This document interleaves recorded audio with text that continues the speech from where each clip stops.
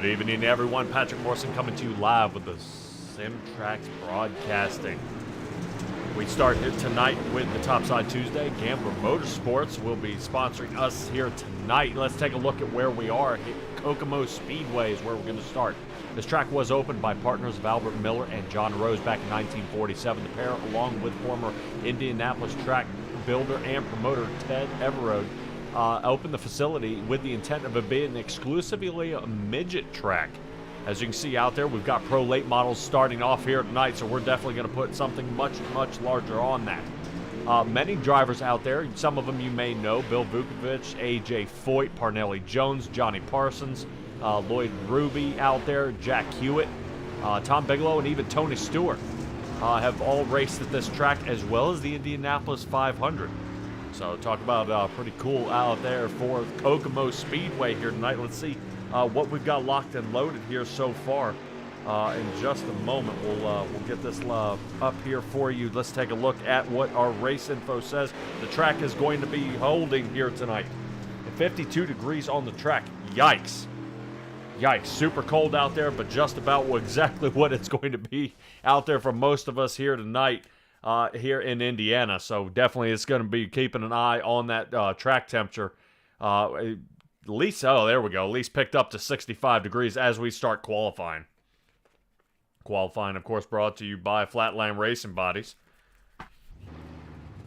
Flatland Racing Bodies are quality racing bodies produced by former NASCAR regional short track champion Dan Chapman in the iRacing hotbed of Clarence, Iowa. Right now, I don't have a whole big field out here tonight. Kind of actually a little bit of a smaller one, but regardless, we'll still make it a good time out there on the track and pop a few of them up once they get going. Joseph Grandy has been hot as of late.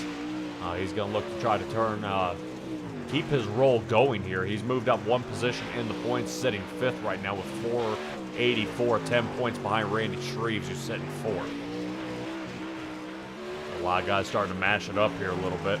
Let's talk about our standings here a little bit while we get ready to get going here. AJ Custom Creation Standings is proud supplier of the Monday Night's Madness Outlaw Sprint Division trophies. All right. There's the supplier out there. Kurt Schatzer leading with 566. He should be out here. I saw him out there practicing earlier. Let's see if we can find that 218. There he is. Kurt Schatzer out there seeing if he can lay down some solid times right now. Bottom of the chart for him. Sitting there we go, fourth. That's more like it. He'll slide up.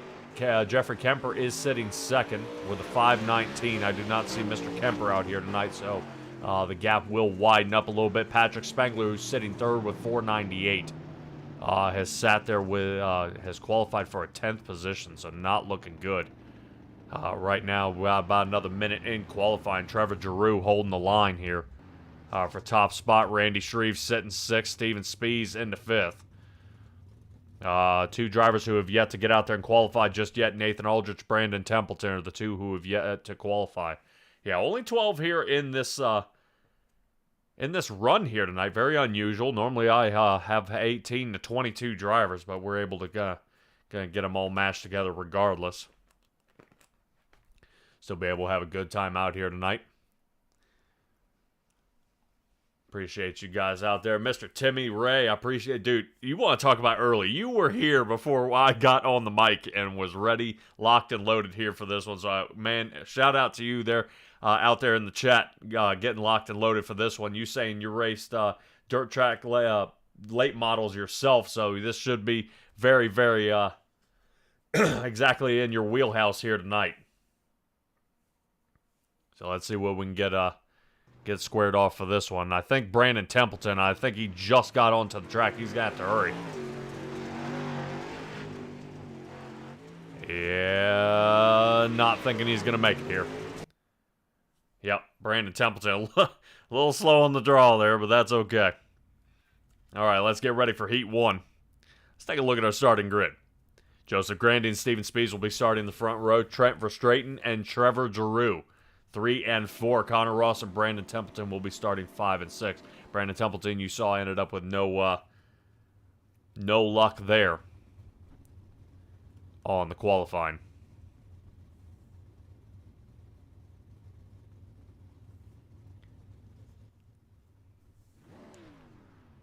Take a look at our guys up here. Let's get you all squared away. Do want to talk about our Heat 1 sponsor out here tonight, Langton Mechanical. They are a second-to-none heating and air conditioning company in the Hamilton area, promised by their customers that their own professionally trained Langton specialists will be there personally every step of the way. They guarantee their customer satisfaction from start to finish, including sales, installation, and maintenance service of their heating and or cooling systems. Every equipment sale, installation, and maintenance service they call is backed 100% by Langton Mechanical. Watch out for Joseph Grandy here. I expect to see him kind of yank out a win here. A little bit different paint scheme for him as well. I'm used to him more in the highlighter colors. Then he was in the blue and yellow. Now it looks like we're going to be in the white and orange here tonight. Looking pretty good here so far. Steven Spees is going to get him a run here. We'll see if anything changes and if these setups are exactly what these guys are looking for. Gonna feel a little weird out there. Not too many laps here in the session, only about 8 laps, so let's see what Joseph Grandy can do as the green flag comes out. Away we go automatically. Steven Spees showing that outside line. Launches right off the cushion there, and away he goes. Spees getting the pull. Exactly what he wants as he's going to take a look way back. Trevor Giroux going to try to kind of reel him in, but we're already away with over a half-second lead over Trevor Giroux. He's going to hold this one out. I think Steven Spees is going to have to mess up pretty bad here to lose this heat. Let's rotate back here to Grandy, who's lost a bunch of places, as well as Trent Verstraeten. Both these guys slid way back. So we'll take into account here from our angle that inside line is about as suicidal as it can get. You do not want to be on that low line, especially on the start. We're taking a look at Trent Verstraeten here in the 088, sitting 4th right now. Connor Ross is bringing the back end of the field for the Gambler Motorsports team. But at least Gambler Motorsports does have one guy. He is up in the lead. Steven Spees is on a roll here. Definitely is rocking around this track. Trying to see if we can take a look at it from his kind of his passenger side here. We definitely tell. We can't really see much, but we'll try to see if we can get a little bit better. There we go. That way we can see maybe his hands work just a hair here. Whoop. Contact with the wall right there. Steven Spees trying to see if he can get it going. Oh, and check it out how loose he's getting. He's sliding up this wall, something fierce, kind of making contact. So not exactly what he's going to want. He's going to be heading to back down to his trailer and hammering this out just a little bit. And try to straighten that one out. So Steven Spees, Trevor Giroux, Grandy, Verstraeten, and Ross. 1, 2, 3, 4, and 5. Brandon Templeton did not get behind the wheel on this one. That'll do it for Heat 1. Should have enough drivers for Heat 2. Heat 2, of course, brought to you by Venom Racing and the Venom Race Designs. Check out the Venom Racing team here at the C2C. Consists of guys from all ages, from all parts of the United States. You recognize some familiar names like Isaac Souse, Brian Lawson, Kevin Davis, Mark Gilbert, Malachi Smith, Charlie Weaver, and don't forget Gary Sigelkow, just to name a few. Venom Racing is a proud sponsor of the Coast2Coast Racing League's 358 Modified Division. Let's not wait any longer. I want to see how this Heat 2 stacks up here. Zach Chapman and Mr. Consistently Randy Shreves in the 56 will be sitting on the outside of row 1. John Hine will be sitting 3rd with Kurt Schatzer 4th. Patrick Spangler, the Triple Crown winner, sitting 5th. And Nathan Aldrich sitting 6th. Got a couple more Gambler Motorsport guys out here. So they're going to be definitely out here to show their stuff. Right now the 72 and the 71. The Gambler Motorsports team sitting out there. Our current points leader is Kurt Schatzer sitting 4th. Sitting right there in that 18 machine. So let's keep our eyes out for him.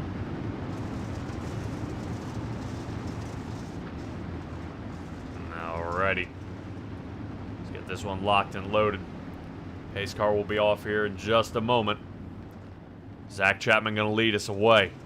We saw how it was on the inside line, not the favorable place to be. Boy, look at the torque. Pick up the left front of those cars and away they go. Zach Chapman immediately going to have to put a slider on to see if he can get the move on. Taking a look here from our broadcast booth where everybody's moving around. John Hine, look out. Ooh, Patrick Spangler makes contact with Hine. Not good right there. We just saw that from our area. Patrick Spangler drops down to 5th. He fights his way back up. as he was floating around the final area. Nathan Aldridge. Zach Chapman has now got the breakaway, 1 second over Randy Shreves. Shreves trying to stay in front of Kurt Schatzer here.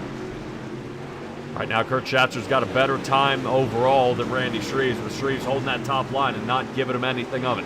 John Hine holding fourth, Patrick Spangler now fifth, and Nathan Aldridge into sixth. That may go ahead and do it. I think everybody's going to be kind of chasing each other here. And I notice here at Kokomo, this definitely seems like a one-line track. These guys having some trouble there, you know, finding any success on the low line.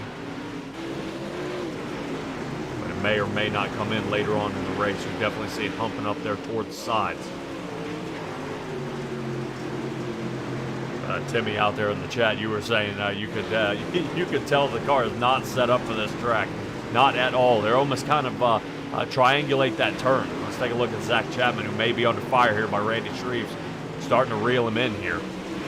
Get over top. Let's take a look. You can kind of see how they triangulate the turn, come about really fast, about halfway. Get up into the cushion and then slide. Ooh, that may have been a bad move there by Zach Chapman. Ooh, man. Chapman just got him. Whew. Give it to Randy Shreves, almost getting him. Kurt Schatzer set third, John Hine fourth, and Patrick Spangler was our fifth position.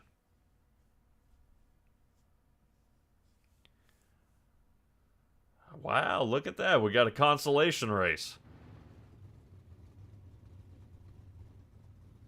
A couple of our guys will be gridding out there on the track. Consolation race brought to you by Gambler Motorsports. Do want to give a shout out there to Gambler Motorsports. It's an esport racing team that competes weekly across the iRacing platform. The team has drivers entered in dirt races, sports cars, asphalt oval, and they even compete in endurance races. This year they will have drivers in the prestigious 24 Hours of Daytona and Le Mans. So you can go to Gambler Sports on Facebook and follow them. Let's take a look at our short grid here. Starting this run, Connor Ross, Patrick Spangler 1 and 2, Brandon Templeton, and Nathan Aldridge starting our second row. Not too many drivers here. And I think Brandon Templeton's still having some trouble. We saw him going out there trying to qualify, but he didn't qualify, and then he didn't race in the heat. Now he's not here for the consolation. So I don't know if he's kind of, I guess what some people would call a sandbagging it here. Hanging out of the race. This one, the consolation race will be 2 laps longer. So they will have a little bit more time to give this shot. I didn't think there was enough drivers, so I don't think anybody's eliminated, but this may change how the starting run goes. Patrick Spangler, look at that launch out of turn 1 and 2. Down on the bottom, rotate up. Oh, Connor Ross, quick brake check there. Good battle between the two guys here in the front. Connor Ross in the 35 and Patrick Spangler in the 39. Now, Patrick Spangler has been trying to really widen his reach here on how he drives. As you can see, he tries a slider there. It gets it, but it doesn't hold. Patrick Spangler now is going to lose a lot of time to Connor Ross here. He had a 12:62 best time. Right now, Patrick Spangler's best time is over 13 seconds. Oof. Patrick Spangler heading back to the trailer again after you saw him just fold that car up just a hair. Definitely a lot of tough driving by some of these guys out here. They're trying to find a little rhythm here. Nothing doing. Nathan Aldridge way back off the pace here. Connor Ross up here in the front. Let's see if we can take a ride along with him and see what it looked different from Zach Chapman. Oh no! Connor Ross, we just hopped in the car as he catches the out-hanging piece there heading down the front stretch where they duck off the track. Connor Ross upside down on his lid, giving Patrick Spangler the heat lead here. It's something here. This is not looking good. Patrick Spangler has over a 2.5 second lead on the rest of the field. So right now this is looking pretty pretty easy for him. He's going to walk away with this one. Right now, I think I would be using these more as practice laps. So I stretched out to 3 seconds. Nathan Aldridge sitting second. Connor Ross has lost 2 positions and down in the third.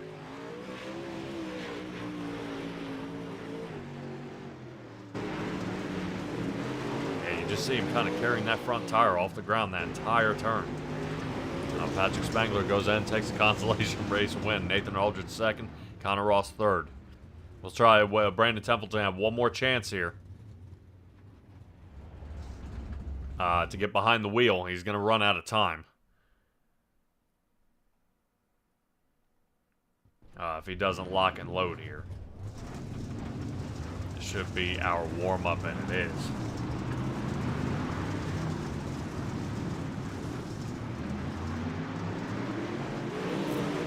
So this will give these guys give it another shot. Some of these other, Patrick Spangler maybe get some more time out there. Connor Ross to, oof. Man, these guys are already wrecking each other here tonight. Hopefully this does not carry over into the asphalt run. If you were sticking around for that, Daytona Motor Speedway is where we end up with the Tim Chapman Pickup Cup.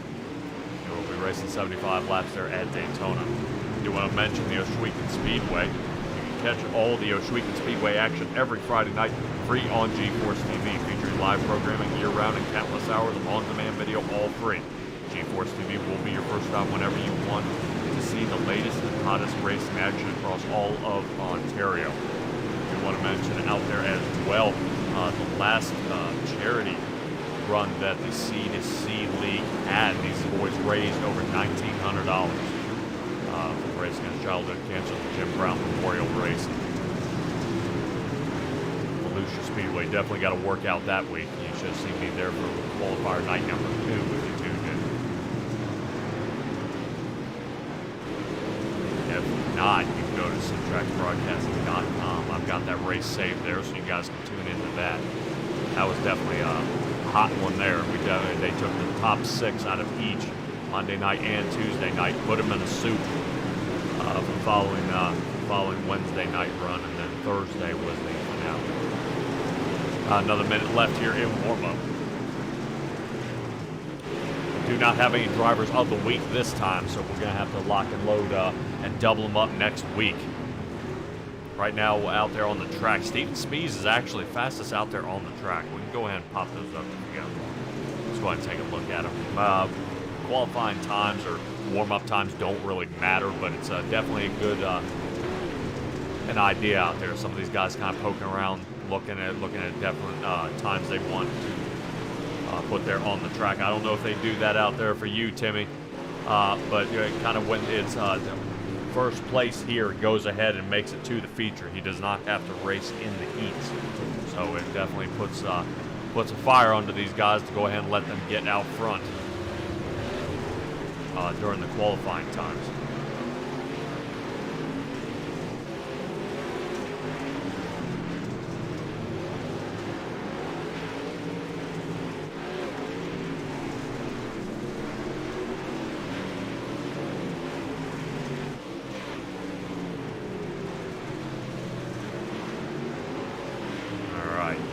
Yes.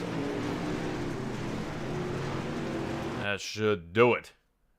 Warm up complete. Let's go ahead and get locked and loaded for this one. Getting ready on the grid. No, Steven Spees, he's got to hurry up. He's got to get his butt out there. There he is. Let's take a look at our starting lineup here for tonight. Steven Spees, Zach Chapman, 1 and 2. Trevor Giroux sitting third with Randy Shreves on the outside of row 2. Joseph Grandy sitting 5th with Kurt Schatzer in the 6th position. Trent Verstraeten, John Hine. Watch out for John Hine. He won the first race in the Pro Late Model division, but he's yet to get a win since, so he's still struggling to get back up to the front. Triple Crown winner of Patrick Spangler sitting 9th. Nathan Aldridge in the 10th. Connor Ross bringing up the back end of the field, and we'll still see. Like I said, I'm hoping Brandon Templeton can lock down here for Hammer Down Racing and get back out there. Your starting lineup brought to you by the Super Dirt Car Series. The Super Dirt Car Series is the Northeast Premier Series showcasing the big block modifieds premier drivers. From Florida to Canada, the Super Dirt Car Series visits some of the most exciting dirt tracks in front of the biggest crowds. The ground-pounding, earth-shattering, window-rattling beasts of the Northeast. It's the Super Dirt Car Series. Let's go ahead and get these guys locked and loaded here for this run here. Keep in mind, we only got about 30 laps here for these guys to kind of figure it out. And I know some of those heats were pretty messy. These guys didn't really play nice with each other or any of that. So they're going to going to try it again. I'm definitely expecting to see John Hine, who's sitting 8th. He's going to fight his way up to the front. Points holder Kurt Schatzer in the 6th position. I expect to see him sliding up front. So right now I'm looking at the 218 and the 71 outside line already back 2 to 3 rows here. Is going to be fighting to get back to the front. Seeing the Kokomo at this point in time is showing to be one lane. We'll have to see how it gets done. But Steven Spees, watch him on the bottom. He'll be the one to slide up toward the front. Down on the bottom is the Trent Verstraeten, right, rocking on the bottom, seeing if he can take it 3 wide. Let's get up in the Michelin chopper view, taking a look, seeing if he can find a lane. He cannot. Looks like he's going to dial it on back here. Looks like he gets real close here to Grandy, but it slows it down just in time not to get him turned to make contact. Steven Spees goes ahead. Had the lead at the beginning. He has the lead now and is starting to drive away with him almost 0.6 of a second over Trevor Giroux in the 075. Zach Chapman of Gambler Motorsports. Contact with the wall here is now going to make a big problem. Oh no.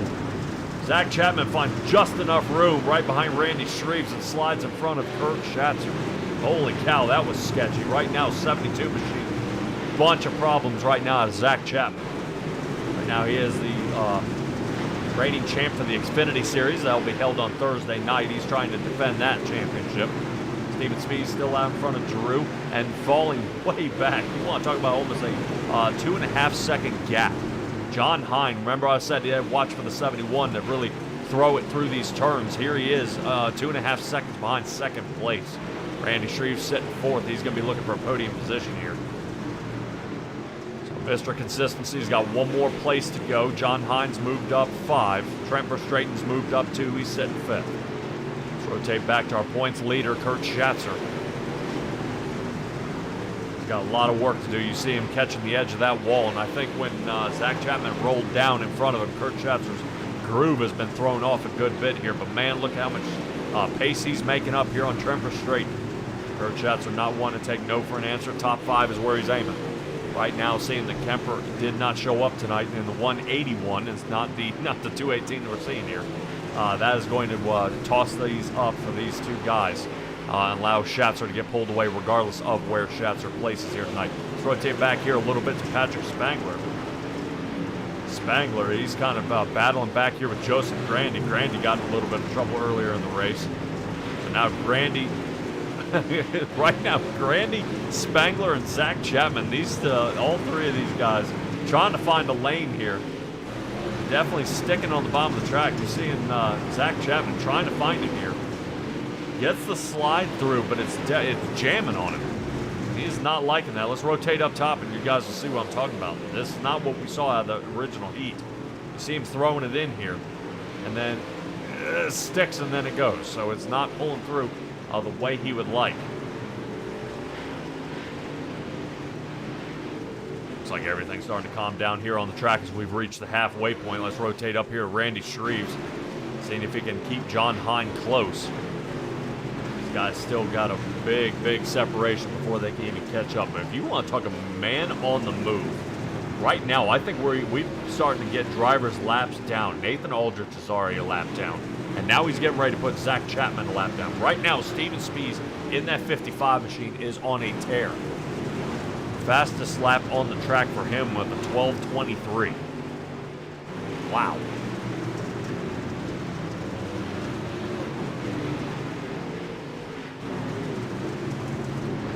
Steven Speed's taking a look here. He's had 4 starts in this league, 2 of them at least top 5s. So right now, this is looking pretty, almost like a walk away here on this one. Puts Zach Chapman and Grandy in the rear view. Chapman trying to see if he can get something going here, but no can do. Having a bunch of trouble out of that 72 machine. I bet he's fighting right front damage after he clipped that wall.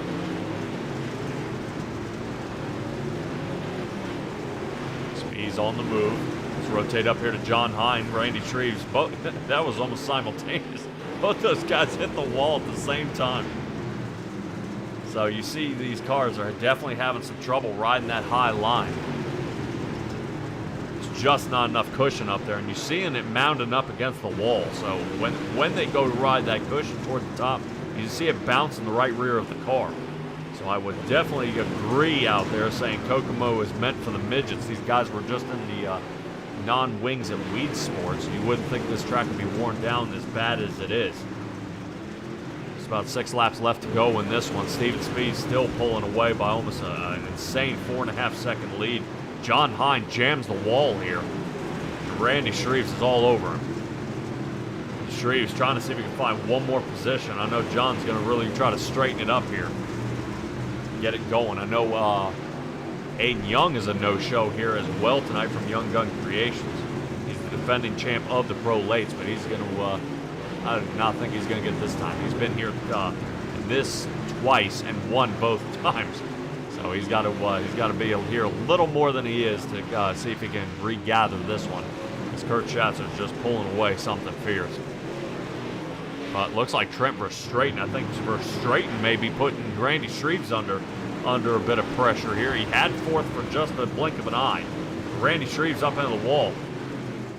Trent Verstraeten happy about seeing that. Randy Shreves trying to block here. Battle continues. Not too many laps left to go. Trent Verstraeten, let's get a top view. Randy Shreves toward the bottom, gets slid around. Verstraeten, oh man.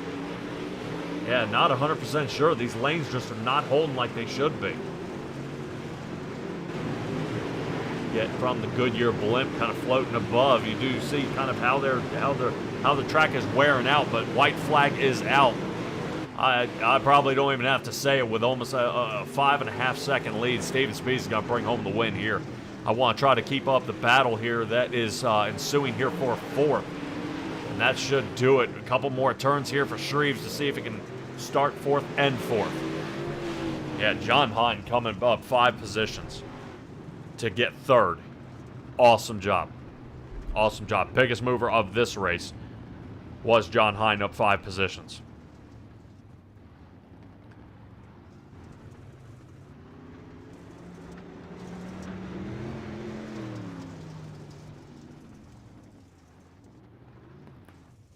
Yeah, not too many drivers out here tonight. Kind of sad, but that's all right. Have no fear. We'll move on to next Tuesday. And I'll bet y'all have a bunch of drivers here for that one. You want to talk about something crazy. These boys are going to be getting locked and loaded for Eldora. I know that brings a lot of guys out. I think some of these guys may be a little nervous at Kokomo. Kokomo is definitely a tough track, and you saw exactly why here tonight. So many drivers had so many problems out there, but regardless, they still made a great show of it. If you guys hold on just a moment, and we'll go ahead and we'll try to reel in our drivers.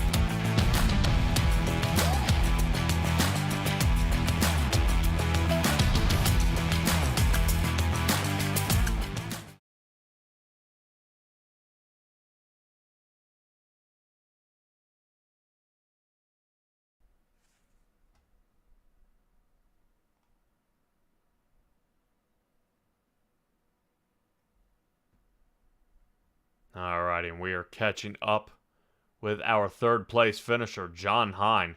John, 5 positions moved up here tonight in the Pro Late Model division. Third place finish out. Kokomo was kind of a one-lane track tonight. Yeah, it was, and then I made a couple mistakes over in 3 and 4. It got pretty sketchy over there towards the second half of that race, and hit it a couple times. Every time I kind of reeled Trevor in, I'd back away from him there due to that. But funny thing is, all those positions gained happened on the first lap. Man, I went in and banked it about midway through the corner, turned down the track, and just launched down the hill there a little bit and passed everybody right through the middle there. So Can't wait to go back and kind of watch that on my own replay and see that again, because I could try that same move, 15 times, and trust me, next 15 times I'll probably either wreck myself or wreck somebody doing it. Yeah, definitely for sure. And just taking a look at it, Zach Chapman ended up clipping the wall there, and it caused that huge jam up. I saw you slice right through the middle because it was crazy, man. Because I think everybody didn't know what to do, and I guess you decided off the loud pedal was not an option on this one.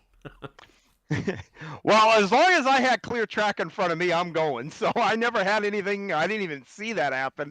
So yeah, if there's clear track, yeah, my foot's going to be busy. All right, well, your foot's going to be busy at Eldora next week if you're able to make it. Seeing that you're here tonight, I'm pretty excited. I should see you at Daytona, shouldn't I? Yes, you will. All right. Took some laps there earlier, so we'll see what we have down there for those guys. Definitely different scenery than a little bullring in the middle of Indiana. And it will be. We'll head it over a 2-mile track. But John, let's get you over there, man. We're running out of time. Give me shout outs. Yeah, real quick. Want to thank Cool Ray Heating and Cooling, eSpeed TV, Simtrax TV. Want to thank the Cruise Shop, cruiseshopfw.com. Want to thank my Gambler teammates. It's Valentine's Day, so I've got to thank my smoking hot wife. Yes, you the man, John. All right, John, I hope to catch up with you at Daytona. Yep, I hope so too, man. Have a good one. John never ceases to amaze me. All right, let's go ahead and catch up with our second place finisher, Trevor Giroux. Let's go ahead and get him. Trevor, what a race here tonight. Yeah, it was a fun one, that's for sure. I talked a little bit to John, and we'll be talking to Steven here in a little bit. Did you find any other line other than the high one successful here at all? No, not at all. I mean, I didn't even really try to run anywhere else. Like I was just stuck to the top guy because I know that's where it's dominant here, especially when it's like there's still grip on the bottom, but then you get that one little lane on the top. If you can hit it, it's faster than everywhere else. So honestly, I didn't really try anything else but the top, but I wasn't brave enough to try anywhere else. Yeah, it definitely got pretty nasty up there. Around the wall, you just saw the dirt kind of clumping up there pretty hard.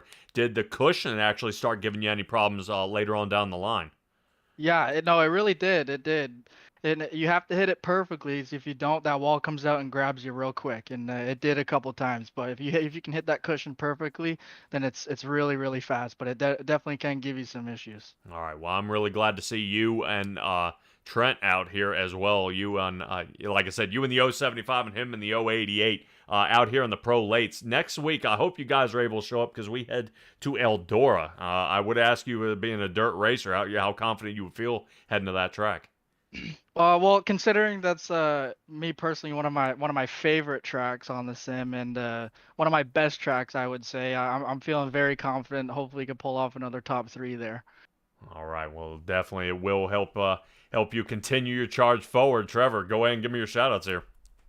Yeah, I just want a big thank you to Trent, of course, my best friend. He helps me a lot. We help each other a lot. And my graphics designer, he does my wraps there, Caveman Designs. Shout out to him and shout out to the league, C2C. Great guys, great league. And, of course, shout out to you guys, the broadcast. Do a great job every night here. So, excellent. Thank you. Trevor Giroux, appreciate it, man. I can't wait to see what you got for us next week. Thank you very much. Yes. That's going to bring up our race winner, none other than Steven Spies. Absolutely no doubt in this one. For the Gambler Motorsports team, the number 55 of Steven Spies. I poked in your room before the race, and I don't think you're going to be protesting any part of this one, are you? No, I don't think I will. I think it turned out okay. Holy cow. Well, definitely looking from the outside, I will have to admit, Steven, we didn't put a whole lot of time watching you tonight because it didn't seem like anything was going to slow you down out there.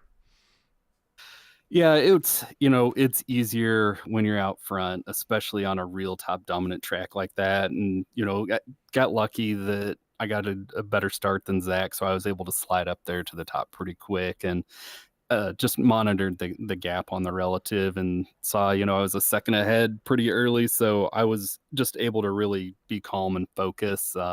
If somebody had have been right on my tail, I probably would have been knocking the wall down and falling back a few spots. But like I said, if you get up there, it's just easier to focus on what you're doing and not have to worry about it. It was something. Is halfway through the race, you were 2.5 second gap, and then by the end of it, we were at a 5 second gap, and you were actually putting people laps down. I would ask you what the hardest part about the track was, but I don't think there was one. Just what could it have gone any differently? Did you find a certain spot of the track you were having to change your driving style? No, that I just ran. Lucky for me, I was kind of fresh on that track. I've got another league that I run that happens to have super late models as well, and we just ran that track pretty recently, and it was just around the top the whole time. So again, it's just be easy, back up those corners, almost like it's an asphalt track. Just roll into it and let the car get on the cushion, and then hammer down off. I had to manage the throttle as it got slicker throughout the race, but just keep it straight and do whatever you can not to bump on the wall. And I figured that even if I gave up a few tenths here and there, it wouldn't matter that much because I had the gap to spare. So like I said, I was just able to be careful. Yeah, 100%. I know you haven't been here too much here, Steven. I know this being your 5th race, this one here tonight, and you finally come away with your first win, but you got a long way to go. And you were sitting 14th in the points, so hopefully I will see you at Eldora next week. Give me your shout-outs here. Yeah, hopefully we'll, I don't know, obviously I'm not points running, but hopefully I can make it. Just been real busy with other things. But yeah, I've got a shout out. I got just 2 shout outs. So whoever set up the first server so that the time was wrong, thank you. And thanks to John for clicking the wrong button whenever he set up the replacement in a hurry and a rush. So I think that set it up for me. Oh man, when you know the backstory. Steven Spees, man, appreciate you coming up and joining us tonight. Hopefully I'll see you next week. Hopefully, thanks. Yes, everybody, that'll do it. Steven Spees, Trevor Drew, and John Heim, 1, 2, and 3. Mr. Consistency, Randy Shreve started 4th, ended 4th, and Trent Verstraeten was able to move up 2 positions to get himself a 5th place finish. But we are not done tonight.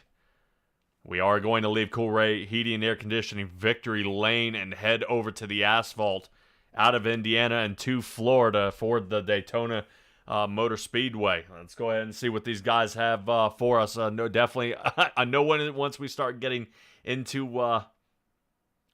once we start getting into super speedways, they definitely get dicey. So don't you all go away. We'll head to commercial. We'll be right back.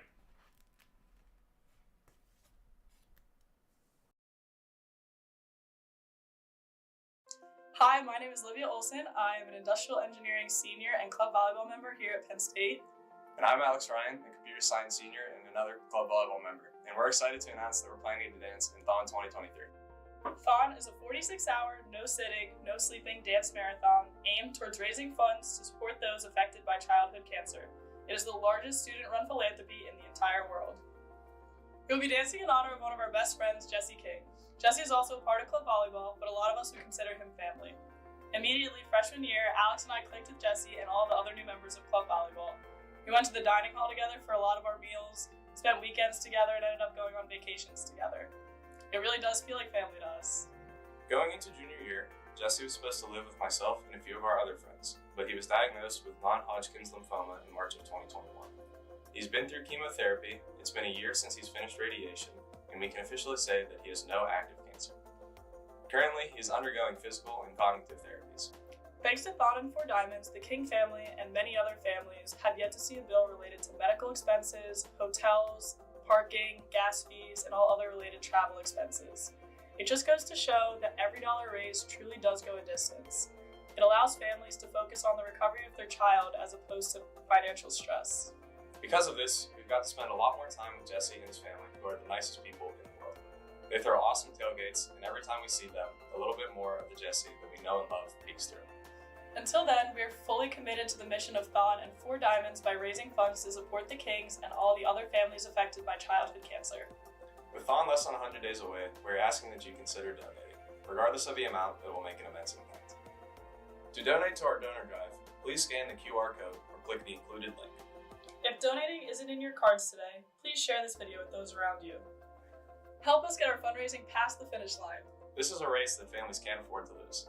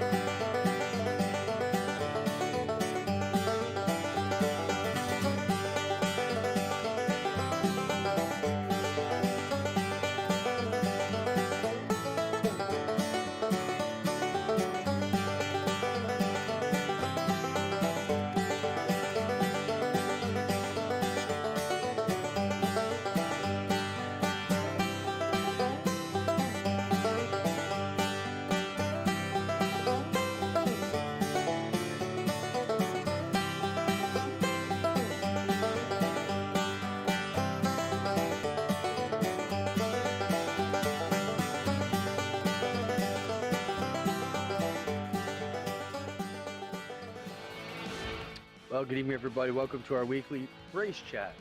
Adam Ross and Clinton Jeffrey are live and interactive every Tuesday night. Rivals Race Chat is your home for race discussion, debate, news, interviews, and more. They'll even take your questions and comments live on the air and talk to some of the newsmakers each week. Tune in every Tuesday night at 8 p.m. on GeForce TV.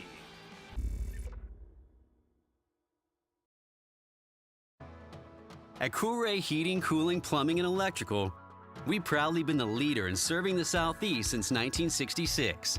And nobody is more committed to delivering industry-leading excellence to the Nashville community than we are. We're number one because we've got the best and brightest HVAC technicians, plumbers, and electricians. And you can count on us 24/7, 7 days a week.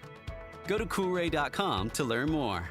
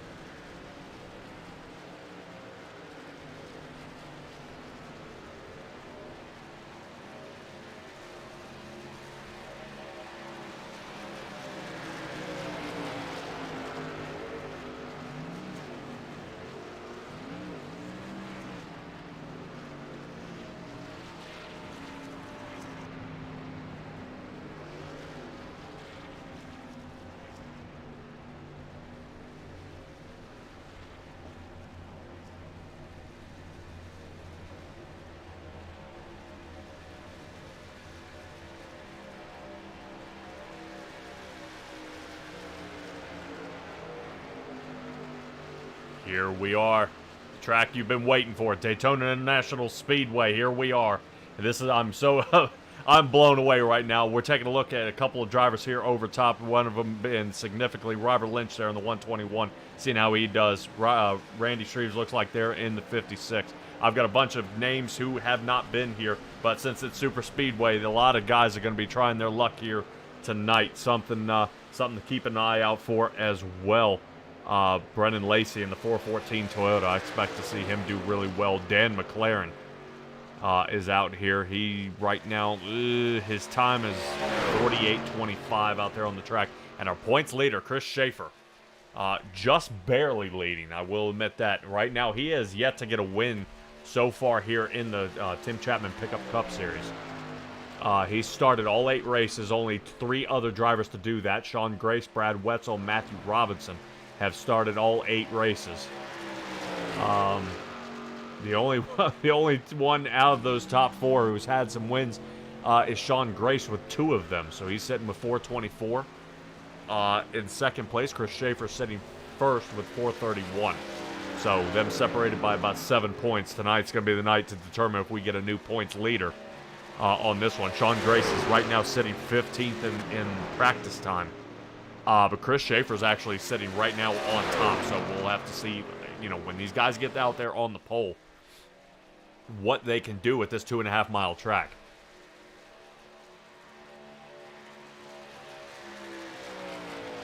So, Daytona Motor Speedway. Actually, before Daytona, Indianapolis was the only American oval track longer than 1.25 miles. And most of the racing took place on the dirt ovals a mile or less in length. From the very first Daytona 500, won by Lee Petty in a 3-way photo finish.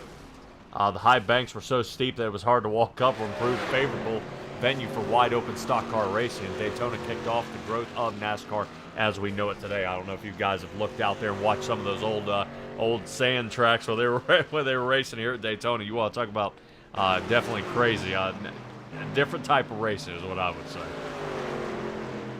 But some of our guys, let's take a look and see what our track's getting ready to look like here so far. I think these guys are getting ready to launch here in just a few moments. As we get underway, qualifying will commence. A couple of our drivers out there returning. I'm showing Isaac Souse out here as well. Kyle Moonen might be here. Matthew Robinson will be out there. So a lot of big names returning here to the track. So this is going to be great. This is going to be fantastic. There we go. Finishing up. Qualifying will commence.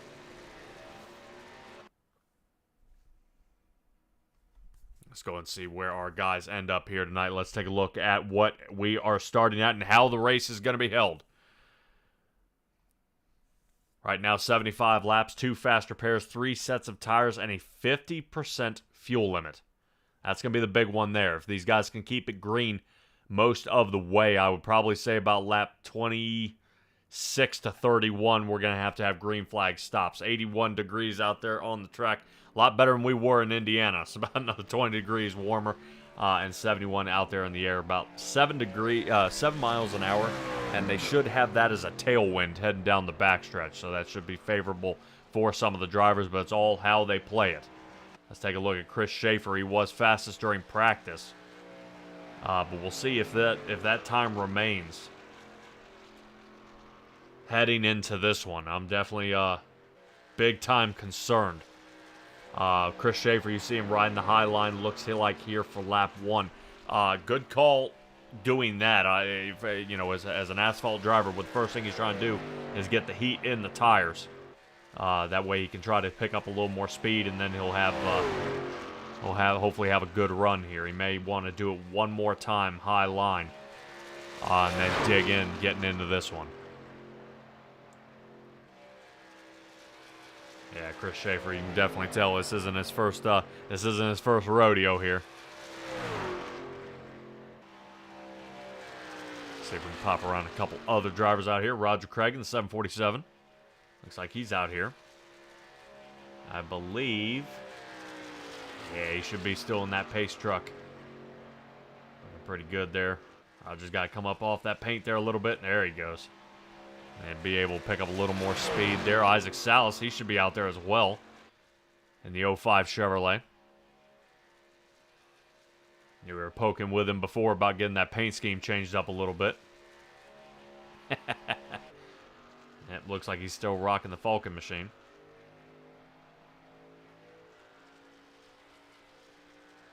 All right, time's now starting to hit the tower now. Chris Schaefer's down to 5th. Jack Hitt sitting right now on top. Jack Hitt may be the one to beat here. Definitely want to start in the front. Especially here at these super speedways. You either want the extreme front, top 5, or you want the extreme back 20. The last thing I would want to do is to be sitting about that 12th area, because that's where everybody starts wiggling and the rough things start happening out there on the track. Chris Schaefer sitting 11th, looking like he's getting ready to clean up his second lap here. He's got to get a little more speed. He was faster in turn 1 and 2 than he was last time. Let's see what he's got.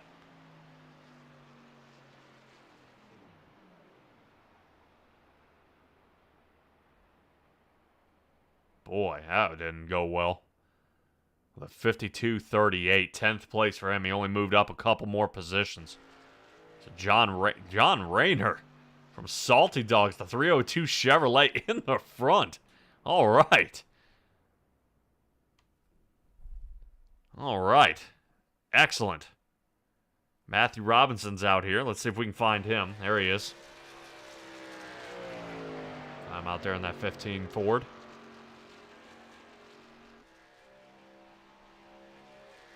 Right now, Matthew Robinson sitting 4th. Whoa! Brand new pole sitter, Robert Lynch. Whoa! Fast time, holy cow. Had a 26-second turn 3 and 4. Matthew Robinson slides himself up to 4th. Let's watch our pole sitter here and see if Robert Lynch decides to give it another shot here.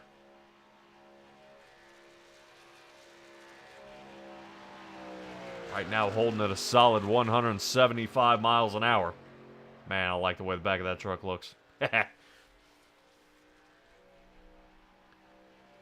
Round he goes. Little slower 1 and 2 than he had last round. Let's see if he can pick up anything in that 52.18 right now. That's good enough to say, like I said, to stay in front. You always want to stretch it just a little more. 52.34, a little bit slower. Out there on the track, Zach Neubauer in the 52 Bud Chevrolet. Right now he's getting ready to wrap up his second lap. Right now sitting, moving in 18th. He's got to try to squeeze a little more. It looks like everybody just a little bit slower on the final lap. But I had about 6 drivers who did not qualify. So that is going to shuffle us up a little bit. These guys get ready to grid out there on the track. Let's take a look at our starting lineup. Robert Lynch and John Rayner, 1 and 2. Jack Hitt and Matthew Robinson starting row 2. Luis Meglin 5th with Gary Sigelkow. Awesome job by Gary. Haven't seen him up this high. I've seen him probably lead a couple laps here and there, but he's got his chance. Top 10 for him. Dan McLaren will be starting 7th. Greg Parmalee into 8th. Stephen Bixler 9th with Butch Baker 10th position. Isaac Salas just outside the top 10 will be starting 11th on the inside of row 6 with Connor Ross on the outside of him, rotating back. Let's keep going. Randy Shreves, Gary Afoot, row 7. Row 8 will be Chris Schaefer, our points leader, sitting 15th with Roland Olson in the 48 machine, sitting 16th. Roger Craig in the 747, 17th with Zach Neubauer. We saw him right at the end of his last qualifying lap, will start 18th. Our guys who did not qualify. Steven Spees, 19th. Brad Wetzel, 20th. Sean Grace, 21st. John Hine, 22nd. Kyle Moonen and Brennan Lacey bringing up the final row here. And I would say this is a strategic move. Watch for the 24 and the 414. These guys from Vanderbilt, they get no mercy. These guys definitely put the pressure on and lean into it later on in the race, especially Super Speedway. We'll see them link up and get their way up to the front. It should be pretty good here as everybody gets gridded up. The pace car will go ahead and pull on off here. Pace truck, of course, brought to you by the Steve King Foundation. The Steve King Foundation was formed to help the dirt track racing community across the country by providing financial assistance to drivers, pit crew members, racing officials, track operations personnel, or the immediate families of those individuals who suffer serious illness, injury, or death. If you want to learn more, go to www.stevekingfoundation.org.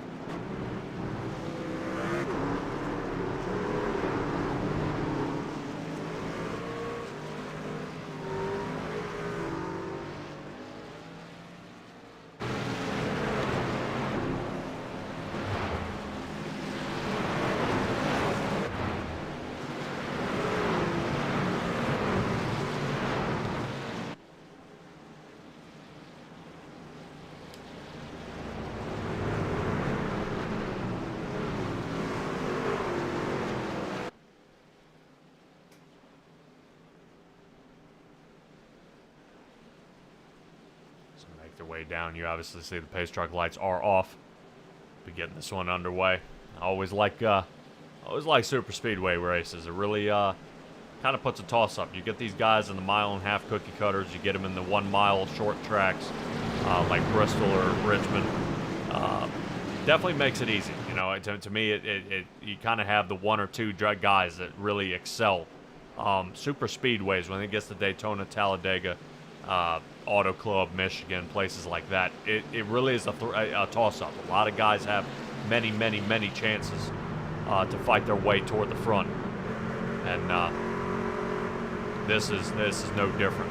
So Robert Lynch getting ready to launch us off here. So we head to the green flag. Barney in the booth, he's ready. Here we go.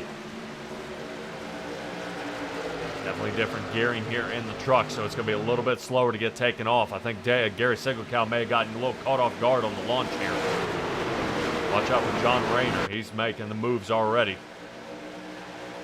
Lynch is probably going to give that 302 here a push. 2 Chevrolets right now in the front. 302 in the 121, followed by 4 to Jack Hitt and Matthew Robinson. Followed by, after that, 2 Toyotas, Luis Meglin and Dan McLaren. So 2 Chevys, 2 Fords, 2 Toyotas sitting top 6. Let's see how this outside line holds. I know it works pretty well to start off here. Here they come.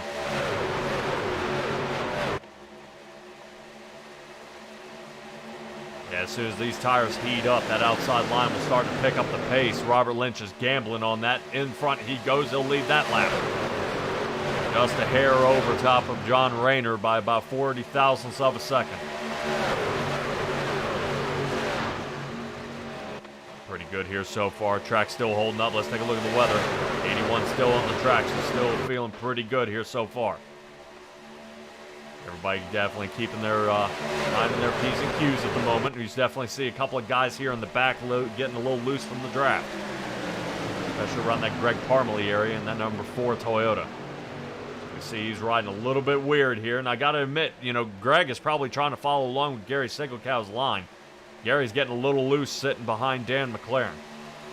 And I know if they're tuned in here, some guys may find it easier to keep their foot to the floor and use that left foot to actually drag the brake. Dragging the brake will actually assist in kind of slowing the car down a little bit rather than lifting the gas. So they will, they've been practicing that, seeing if they can get it going. Rayner off the bottom line here, bounces up. Dan McLaren sees it. Buys a little room for the 302 of John Rayner. Excellent shot there. Dan McLaren now up 3 positions, sitting 4th. And we're seeing a lot of guys wiggling around, trying to see if they can move, get a different angle. And some of us, you know, from the outside, especially here in the broadcast booth, kind of slow it down, guys. You know, take it easy. You know, they'll work their way up. Chris Schaefer's up 2 positions, sitting 13th. Right now, Kyle Moon and Brendan Lacey already moved up 5. So on a tear here so far, some of these other guys are farther back in the pack. Steven Speed's almost 5 seconds off the lead. He was rolling back there with John Hine. I would probably guess that they're sitting back expecting the big one here.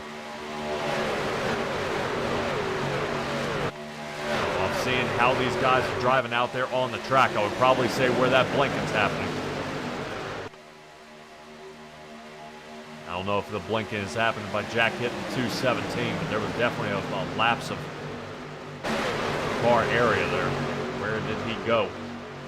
So let's see Steven Bixler here in the 75 Chevrolet. He's getting a little bit loose. Started 9th, still sitting 9th. He's trying to see if he can find some room, but Isaac Salas right now on the track, the biggest mover. He's up 7 positions, sitting 4th. Outside line for him, and he's going to continue moving. Isaac Salas now in the 3rd. Getting a huge push by Luis Meglin here. Definitely these guys might want to think about adding him to the Venom Racing team. Isaac Salas up 8 positions. Oof. Look like we got a truck off the race surface. Dan McLaren. Right now he's dropped off the table here. Spartan Racing team driver of Dan McLaren has dropped all the way down to 20th position. He's going to fight his way back up. Brad Wetzel is actually sitting 21st behind him. in that 43 Winston truck. Let's see if he can get his way back up there, rotating our way back up front. I want to see if Isaac Salas is picking up any more speed, as Matthew Robinson is staying behind Robert Lynch here. We travel with these guys all over the place. Matthew Robinson, I see him on the Racing Revolution tomorrow. I see Robert Lynch on Saturdays with the Graceland Shootout Series. They all collect here for C2C.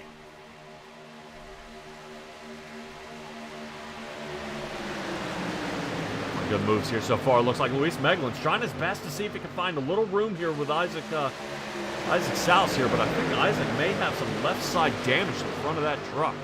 See if I can get that drone out there kind of floating around. Can't tell if he's got anything right there if that's on the side of his truck. Oh, we got somebody around. Oh no.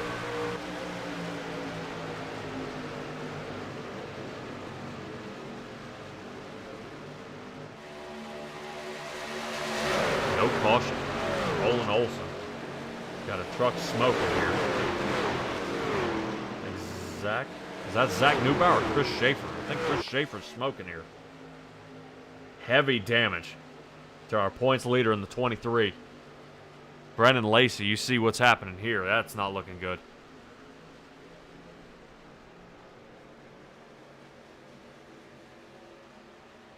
Not registering any crashes here.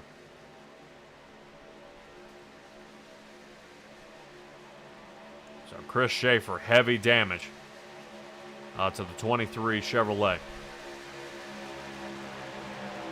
That was crazy. Absolutely no caution there.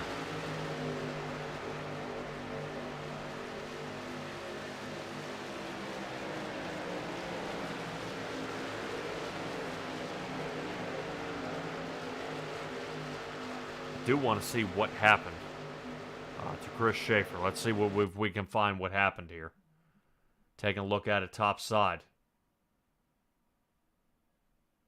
See if we can rotate it a little bit differently here. Not liking what I'm seeing. Oh, 414 Lacey. Looks like he got in the 56. 56 of Randy Shreves got turned around here. Alright, that's what happened. So Lacey got in the back of the 56 of Randy Shreves, and the three of those guys are now down and out. Going to be heading down pit road, all three of them, to try to resurrect their race. Let's rotate back up front where the battle continues. Right now, Greg Parmalee up 2 positions, now has finally made it to the inside line. You see Gary Sigelkow there in the 25, following along with Greg Parmalee. Got to be careful. May want to get a little more fresh air to the nose of that truck. Isaac Salas trying to door draft a little bit off John Rayner's Chevrolet. See if they can get these two Chevys toward the front. Right now, Robert Lynch uncontested here in the front as Matthew Robinson stays true and continues pushing him on the front. But Isaac Salas now has the run on the outside. Salas has the lead. But just by a hair, Robinson laying off just a little bit.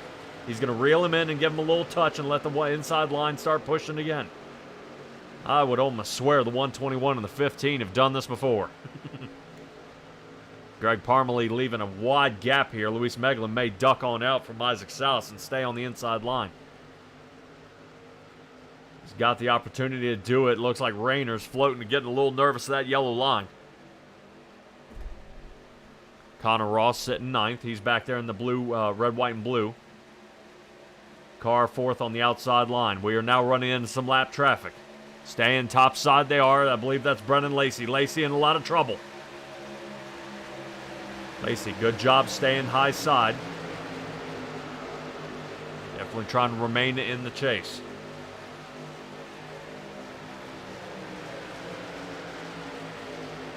Rotate back up front. You see Isaac Salas there. Let off the gas a little bit to let those guys go by.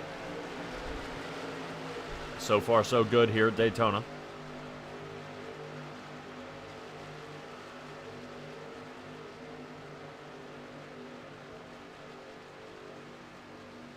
Yeah, this is a great camera angle, being able to take an eye and, kind of look at how it's going around here. Matthew Robinson getting a little wiggly behind Lynch here in the turns. Definitely lays off a little bit, gets a little more fresh air to the face of that truck to avoid overheating. Then Matthew Robinson gets right behind him again and starts giving Lynch the push. Pushes him down the front stretch, and that's exactly what you want to do here.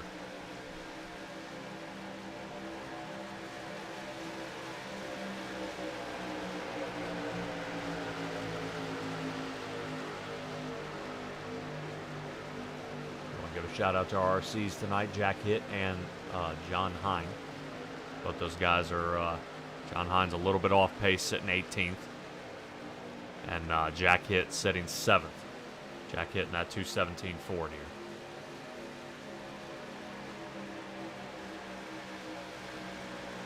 here. Ooh, Gary, easy there. Gary gets a little bit of a run. Almost couldn't hold on to it coming through that front. He's got to take it easy here. As he gets going, looks like right in front of Connor Ross. That may be Roger Craig sliding around a little bit in the 747 machine.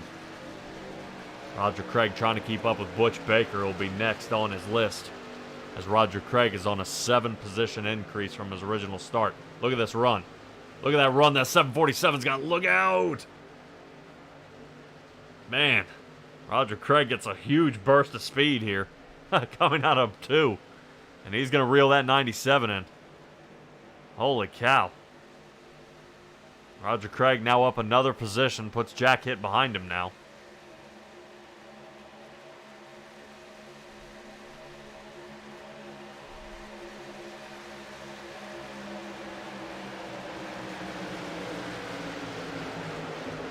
A couple of drivers trying to find their spot here in the running. Right now, 1, 2, and 3 still remains Robert Lynch, Matthew Robinson, John Rayner. Salas found out that outside line just kind of wasn't moving the way he hoped. So back in the 4th he goes, but he's going to drop down to the bottom line. Greg Parmley is sitting 5th. Gary Segocal behind him. And Luis Meglin will be on the outside in that number 50. 97 of Butch Baker working on the inside here. The 414 to Brendan Lacey is a lap down.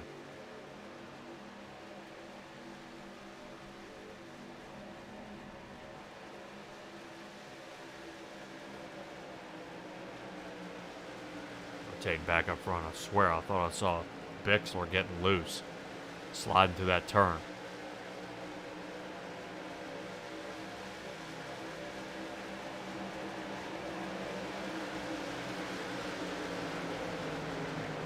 Bixler may have been bumped on this one. Take a look at it here from the top. A different angle here. Oh, right there. But talk about Bixler holding on to it. So Bixler drops down to 13th. Good job here so far. 15 laps into this one. No issues just yet. Hopefully no commentator's curse. But I would say pit road is heating up. See what we got going on here. Connor Ross, only one, decide not to pit. Neither Kyle Moon or Dan McLaren. They stay out. Robert Lynch, Matthew Robinson down pit. Pit stalls based on their starting, on their qualifying position. Oh! Somebody spun around here on pit. Looked like Butch Baker got spun.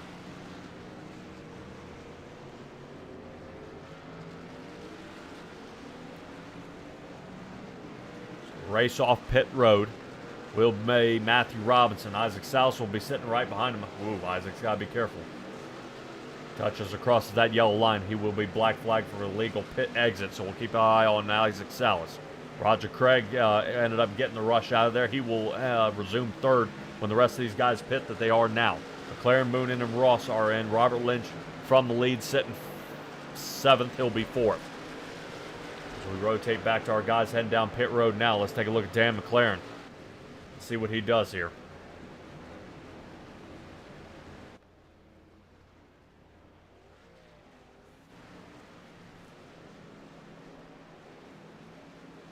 Brendan Lacey in the 414 looks like he's trying to get some time out here. Kyle Mooney, we saw him spinning a little bit coming down pit road. Dan McLaren still remains in the lead, but not for long. There he comes, Matthew Robinson, now into the lead. Isaac Salas the only one behind him. Dan McLaren's going to try to keep it close here. Kyle Moon and Connor Ross. Roger Craig way off pace here. Now, I would say, due to pit stall time, Robinson and Isaac Salas had about the same thought process. Both of those guys had an under 10-second pit stop. Everybody else took tires.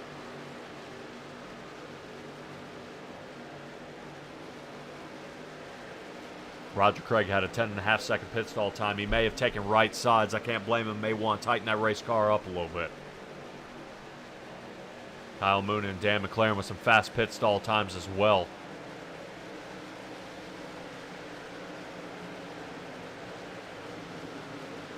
Yeah, Dan McLaren had an 8.72 pit stall time. So far, so good out of these guys. Matthew Robinson sitting first, Isaac Salas second. All right, now that 4-second gap is looking pretty good over Dan McLaren right now. Take a look at where they are. 15 will be in the lead. And that's the separation we have to Dan McLaren, who's in the 88.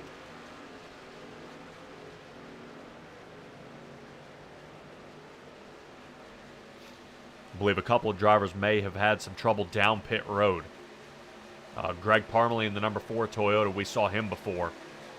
He is now down to 22nd. He was down pit lane for over a minute. And Butch Baker was down there for almost the identical time in the 97 Ford. But he was in his pit stall for almost 30 seconds.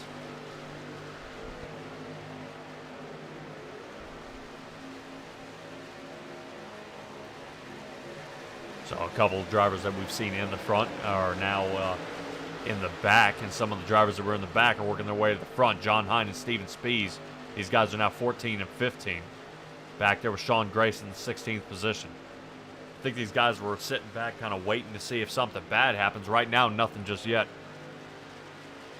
We saw Brendan Lacey and Chris Schaefer and the guys got into it back there. And then we saw Steven Bixler get a little bit loose. And he slid off the track and was able to maintain. So right now, looking pretty good out of everybody so far. John Rayner just had his fastest time out there on the track. Taking a look at him, he had a 47.93, his best time so far. Now, I would say this little pack right here, if these guys can stay side by side and stay clumped up and possibly squeeze together just a little bit tighter, they're going to definitely start reeling in Robinson and Salas. They are here at the moment, right about three and a quarter a second behind.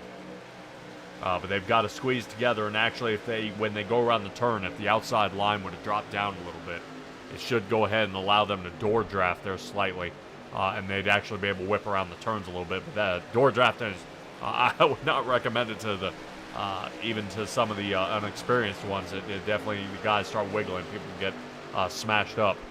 Speaking of smashed up, rotating back up here to Dan McLaren, made a little contact there with Robert Lynch in the 121. Lynch has the outside line moving here. And right now, Robinson and Salas still holding out front.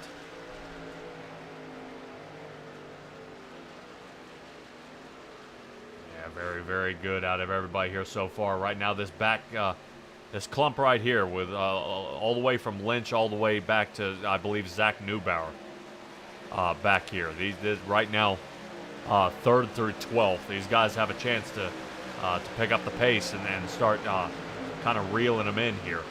Lynch picks up about a 10th on that lap on Salas and Robinson, but still, the way we're looking at pit stall and pit times, these guys pitting back on lap 15, they make it to 30. So I would probably assume Matthew Robinson and Salas may have to switch positions eventually here during the race to start saving fuel. As we saw Dan McLaren last race cutting the engine off, trying to save fuel. Oh boy, here we go. We got a caution now. Gary Sigelkow and Sean Grace are in this one. There's Gary Sigelkow. Sean Grace is in pieces.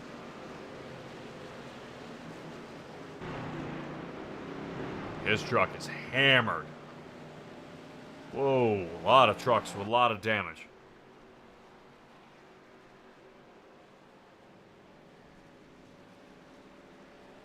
Whoa, a lot of trucks, a lot of damage out there.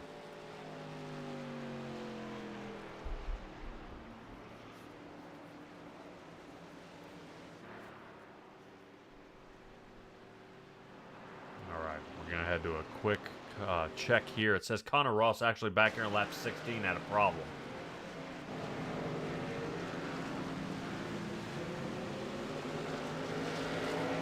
That's where he definitely missed pit road. All right, we'll be right back, and let's take a look and see what brought this caution out.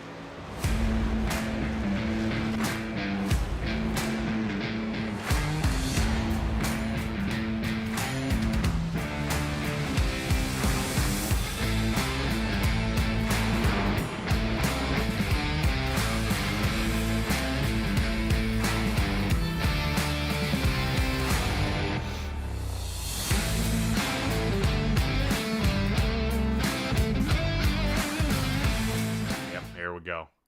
Let's take a look at it. 25 of Gary Sigelcow here. Looks like he's way off pace. Tries to come down in front of John. This is John Hine here. 71 gives him a nudge.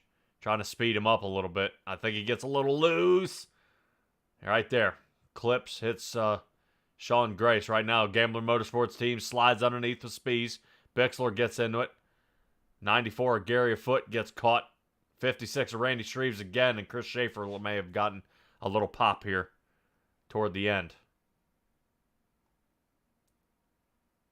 Oof. Yeah, Randy Shreves on the wall there.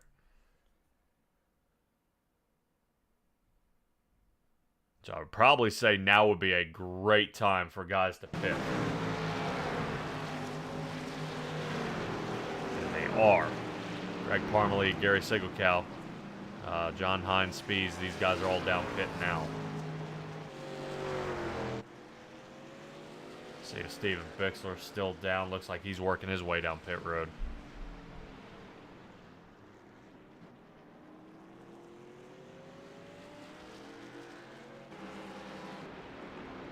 So everybody came down pit. Right now I'm showing Brennan Lacey in the number 414 did not. Everybody else came down pit. Let's rotate back up front and see who our new leaders are. Not new to leading. Matthew Robinson is up into the front. But talk about Kyle Moonen. Kyle Moonen with a 6-second pit stall time. He's slid up 21 positions, sitting second. So excellent job here by Kyle Moonen in the Chevrolet. We'll see how his restart does. I know Kyle's been knocked out a few times for jumping the restart. So when they hit that Geico restart zone, Matthew Robinson has to go first. His truck lights are out. Kyle Moonen will line up on the outside. Robert Lynch will sit third. Brad Wetzel fourth. Connor Ross will be fifth. And Roger Craig sixth. Isaac Salas seventh. So he falls way back a good bit. Maybe some tires for him. And he is. John Rayner eighth. Roland Olson ninth. And Luis Meglin into 10th. The only one to take tires out of the top 10 is John Rayner in the 302. So hopefully that works out great for him. I would probably agree with that call, John Rayner taking tires. It is a scheduled pit stop that was under caution. The only thing we're battling for is track position. So right now, a few of the drivers out here have not taken tires. Matthew Robinson being one of them hasn't taken tires all race. So we'll see if that comes back to bite him later on. Isaac Salas.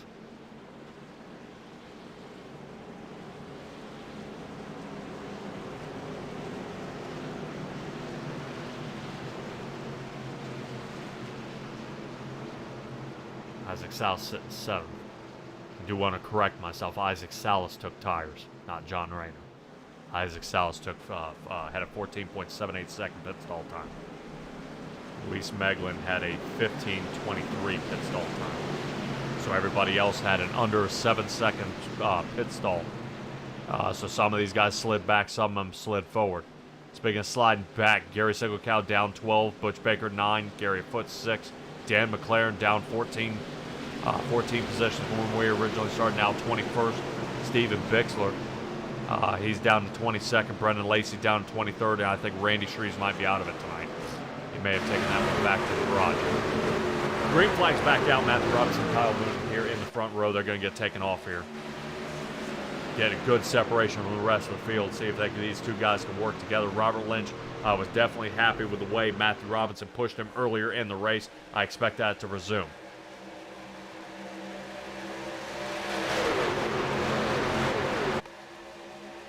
Only one caution here in the race. We're already a third of the way through it. Not too bad. Keep in mind, everybody has pit on lap 23 now. That should stretch us out. So about lap 39 to lap 40 is when we're going to have to pit again.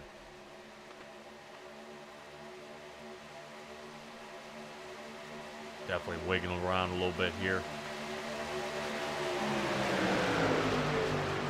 I think Roland Olson. Roland Olson's having some disconnect problems there, so he's kind of shuffling through our tower. Side by side, these two guys go here in the front. Look at Kyle Moonen trying to squeeze down on Matthew Robinson there. Definitely a gutsy move. Normally, I would say that's more of a veteran move. You squeeze down on the side of that truck, use a little bit of that door draft. Oh, and he gets turned. He got turned. Whoa. Kyle Moonen obliterated.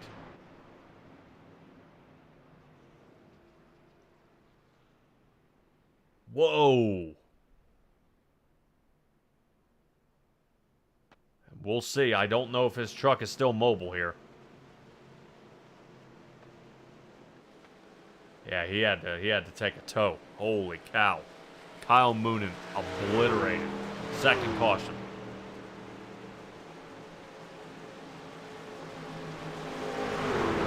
Alright, so hold on just a moment. Let's kind of break this one down and figure out what happened.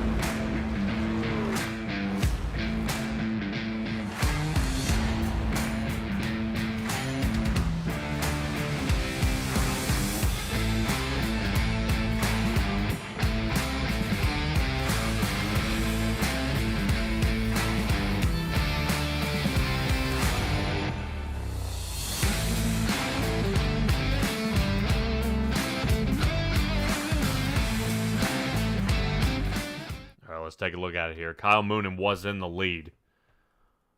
It looks like Brad Wetzel in the 43's behind him here.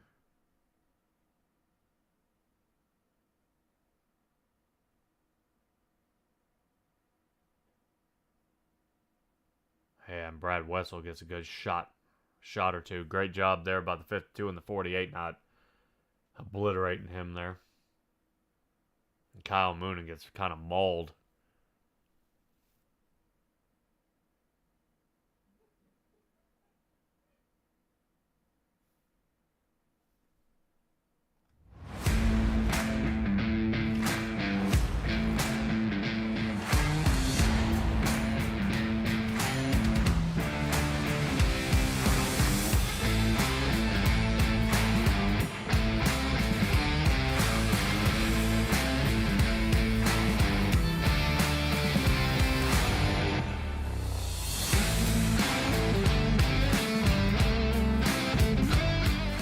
Try to take another peek at it from the inside of Brad Wetzel's car. And try to see if maybe it was a slide or what happened here. Yeah, just kind of weird. Both those guys sliding around there a little bit.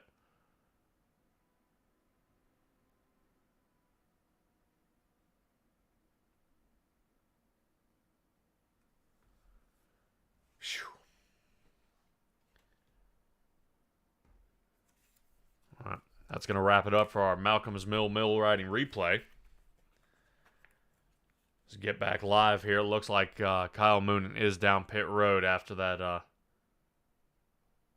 hard shot we saw him take onto the backstretch. So now a couple of guys are considering some pit strategy. We want to give a shout out there for our replay. Brought to you by Malcolm Mills Mill Riding, based in Oakland, Ontario, Canada. Malcolm's Mills Mill Riding is a full-service mill riding contractor featuring custom welding, fabricating, and servicing industrial clients. Look them up at mmmillriding.com or Malcolm's Mills Mill Riding on Facebook. A couple of the guys have come down pit. We see Kyle Moonen coming back out of pit. He may be exiting the closed pit. No, he was able to squeak out. So I believe Moonen may be down a couple laps after that hellacious wreck he had. A couple of the drivers have pit, starting with Matthew Robinson, who's starting 12th. Came back down again. Sean Grace, Robert Lynch, Connor Ross, Zach Neubauer, Brennan Lacey, Steven Bixler, John Hine, and Steven Spees came down pit. We'll see. Actually, I think Dan McLaren is coming down pit as well, is on the way out. Don't believe Dan McLaren is down any laps, coming down for another splash of fuel and trying to see if he can squeak it out to the end. Seeing the way green flag stops, that's not going to be. Well, we'll be getting underway here momentarily. Up 16 positions, Roger Craig. Now takes the lead. Last pit on lap 23, 6.6 in the pit stall. Isaac Salas was down there for 14.78, so we got 4 tires in that 05 Chevrolet. We'll see how Roger Craig and Isaac Salas get along out here. I know now would be a time to give the old boss man here a little run for his money. Luis Meglin will be behind him. At least Roger Craig has John Rayner, the Salty Dog, behind him. Actually, I believe Salty Dogs are lined up on the entire inside row. Roger Craig, John Rayner, I believe Roland Olson. Yeah, he is. No kidding. Now let's see Roger Craig getting his first restart here in the front. He's got to be real nervous about that. John Rayner's got to kind of suck up to the rear bumper there and kind of pick up the pace. Salty Dog's got to get a little bit closer here. Come on, guys. Like Roland Olson may have fallen off a good bit there. And talk about, look who's above him. Chris Schaefer, after getting mauled many times, is able to kind of regather it here. And now is in the top 5.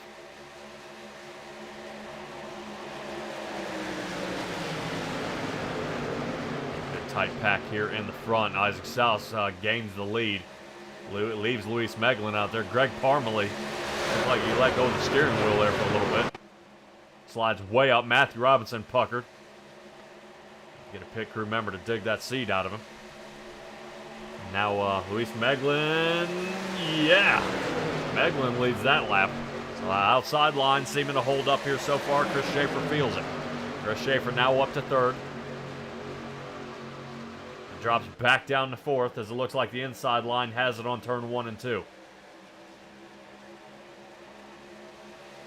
Hopefully we won't see a repeat here of Kyle Moonen and Brad Wetzel.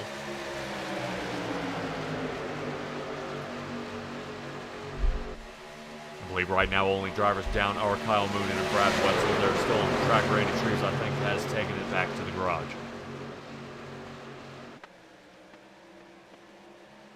Staying in front, Roland Olson. Down on the bottom, Sean Grace. Highest position in his race here so far, sitting 10th.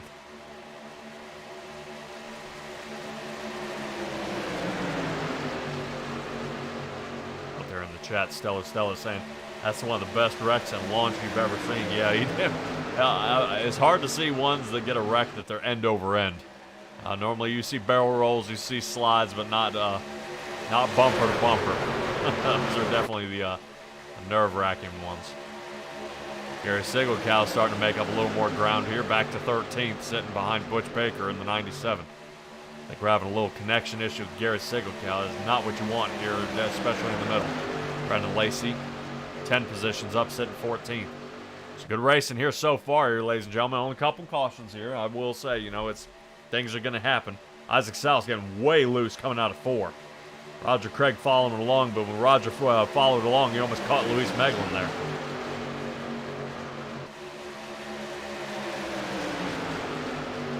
Meglin getting ready to get a good run here into 1 and 2. Chris Schaefer, you can thank for that. Chris Schaefer trying to give another push here on the outside. Greg Parmalee hanging off the back of Schaefer. We saw this earlier in the run where Parmalee hangs off a good bit, so these two right there may just be Meglin and Schaefer on the outside line may be kind of up on their own. They're not really going to have any room to get anything done. Take a look at that move. Robinson taking it 3 wide down the backstretch, shuffling Parmalee out. Parmalee way back, collects Bixler, hits Robert Lynch. Now they're around. I guarantee you that's a caution. And no contact was made from what I saw for Parmalee to hit the wall here. Green flag is still out. Parmalee's down. Race continues. Holy cow. I gotta admit, right now I'm watching turn 1 racing of the 23 and the 15 making connection here. And that's exactly what Robinson was looking to do. Get a hold of these guys. If the Salty Dogs can clump up, so can he. So now he's trying to get the outside line. Parmalee was hanging off, but Matthew Robinson, we saw that pushing he was doing with Robert Lynch. He is not looking to lay off at all. I'm really mind blown that was not a caution. Mind blown.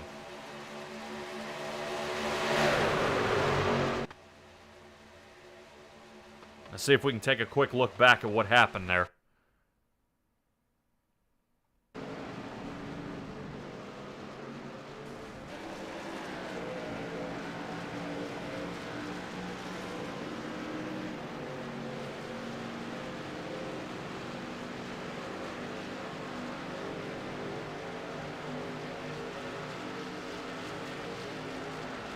Trying to see if we can get a little something here. It says Gary Foote had a problem too. I think Gary may have spun out. All right, let's rotate our way back up front. When we get back under caution, then we'll take a peek at some of the drivers. I think it might be Robert Lynch there on the bottom. Yeah, Robert Lynch may be severely damaged right now, rolling at 52 miles an hour. So Robert Lynch's race may be over. Let's see our points leader now back in the lead. Robinson's got to be hammering his head off the dashboard, wondering why Schaefer just left him here. So Matthew Robinson will be now losing a lot of speed here unless Sean Grace wants to start pushing. Now keep in mind, these two have gotten in it before, Robinson and Sean Grace. These two made connection and ended up getting spun out. So watch the 15 and the 27. Hopefully they're able to put their differences aside and continue charging on this race.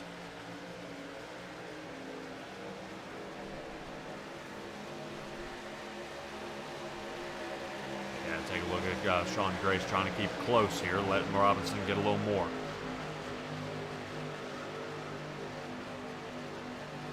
Alrighty. That should be the halfway mark of this race. Robinson holding top side, so let's rotate through. Chris Schaefer, Meglin 1 and 2. Robinson sitting third with Isaac South 4th. Sean Grace sitting 5th. Connor Ross 6th. Roger Craig 7th. Brendan Lacey 8th. John Rayner will be sitting in that 9th position, but he's on a roll here. And Jack Hitt sitting 10th. Now talk about slamming it 3 wide. Isaac South taking a very, very gutsy move here. I don't know what in the world he's thinking, but that just absolutely wrecked the entire field. Why? Man, he tried to do a Matthew Robinson move there, but just was unsuccessful.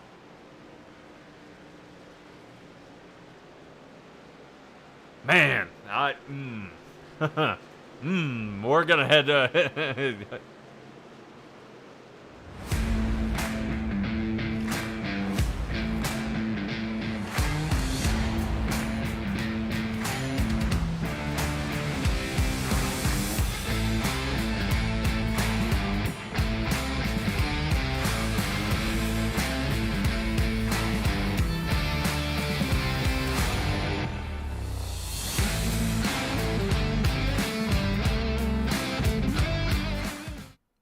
let's take a look at it kind of from the top angle here. Isaac South looks like he tries to start getting a run on this inside line here. I'm trying to figure out why Meglin looks like he checks up a little bit, gets a shot there from Isaac Salas. And Salas moves to the middle.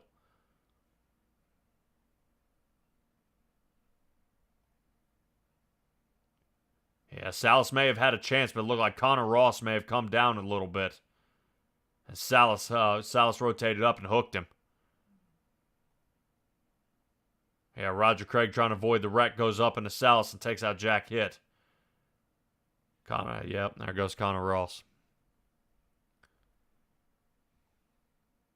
Oof, Connor Ross gets an extra shot there by Gary Foote. And Gary already in trouble earlier. We saw he ended up with a spin out earlier in the race. See if we can rotate it back a little bit to a crash we saw earlier in the race that did not bring out a caution.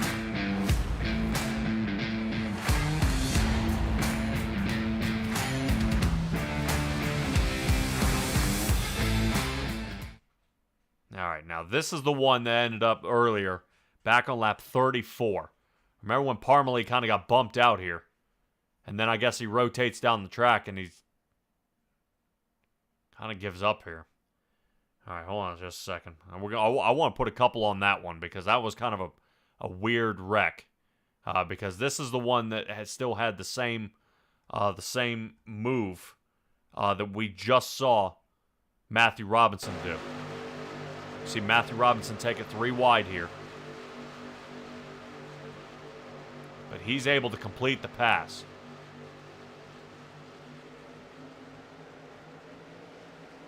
Oof. Now, you saw that. See how he came off the wall? How hard he came off that wall? That's exactly what happened. So instead of riding that wall out where he had already taken some damage, he had jerked. And when he pulled it off the wall, he had taken the rest of it. Let's take a ride along with it, and you'll see what I'm talking about. Hit the wall, watch the steering wheel. Right there.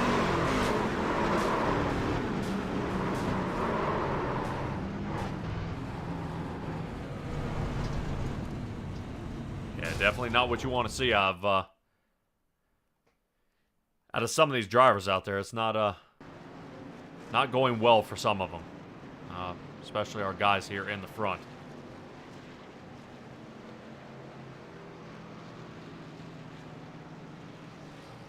Let's get back to it out there in the chat. Stellar, not everyone can complete a Chastain. Yeah, this is Daytona. You can't do that at 180 miles an hour. Oh, boy. Well, at least everybody got their scheduled pit stops down. Matthew Robinson came down, got out first. Chris Schaefer as well. Everybody came down pit road. A couple of guys are doing touch and goes again. That being, I believe, Zach Neubauer and Dan McLaren came back down.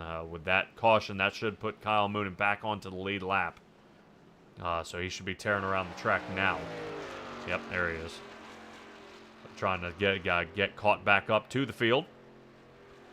As we get underway, we'll see where Kyle Moonen is there in the number 24 Chevrolet, so he should be able to get caught up to the pile. Number 35 Connor Ross is going to be doing the same. Connor Ross down by a lap or so here. Robert Lynch down 2.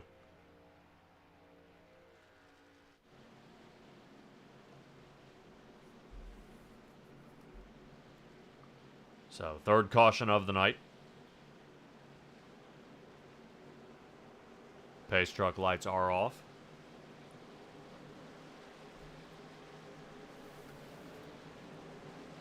We will be underway here in just a moment out there in the chat. Brandon Ish Canyon, glad to see you join us here. I know you're not RC out there tonight, but glad to see you here, man.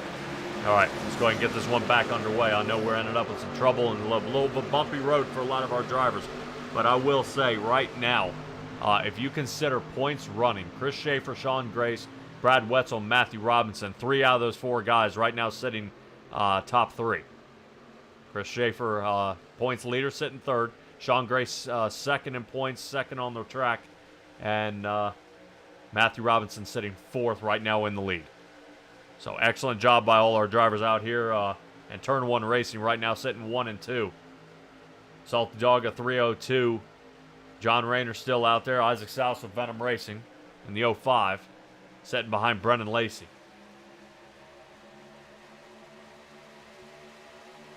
Boy, oh boy. You see how spread apart this field gets.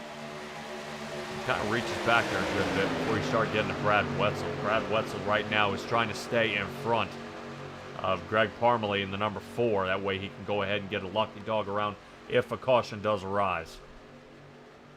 I think Brad Wetzel would like to be able to go ahead and bring his race back to life here. Wetzel is down by a lap. Parmalee and Ross down by a lap. Robert Lynch is down by 2. Gary Foote is still down pit.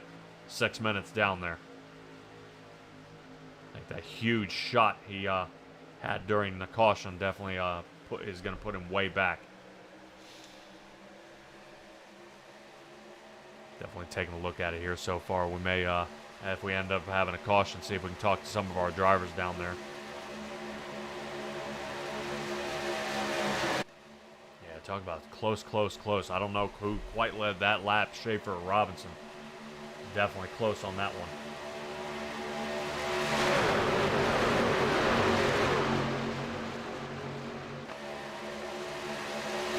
Look at Isaac Salas taking a sneak here towards the center. You see him kind of peek. Looks like Isaac Salas is tucked in behind Roger Craig in 747. John Rain in the 302's got to stop that slide. He's going to be in the next big one.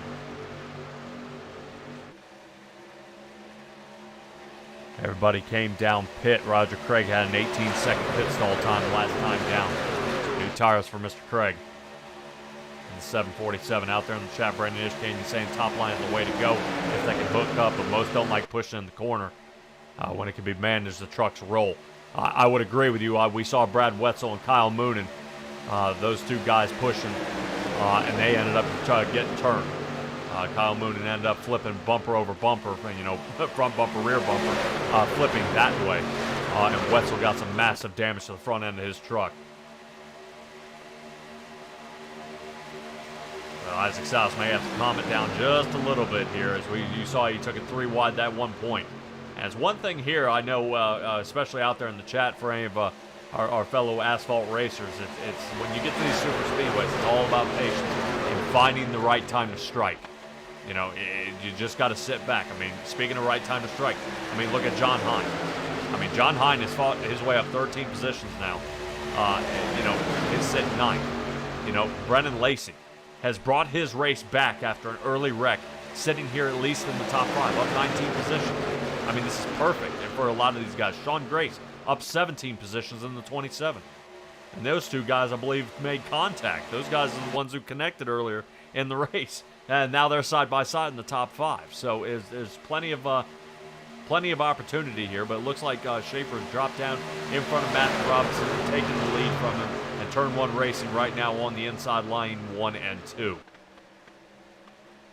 And definitely keep in mind, I would watch Robinson probably, if it could stay like this, wait him out, and he's going to try and make that last lap pass to try to see if he can squeeze just a couple more points on the race leader. Points leader at that. Sean Grace outside line for him. Here he comes. Sean Grace feeling kind of gutsy, waiting for Luis Meglia in the 50 Toyota to push him along. Right now, all Toyotas on the outside line. Grace, Meglin, and Lacey. See if they can get a little something going here. Definitely getting super wiggly here. Robinson's got to be getting a little nervous at 302 of John Rayner. He's kind of wiggling a good bit during this race. Arthur Craig backing off just a little bit in case something happens. Good look there by the Salty Dog team. Sitting right now 5th, 7th, and 8th.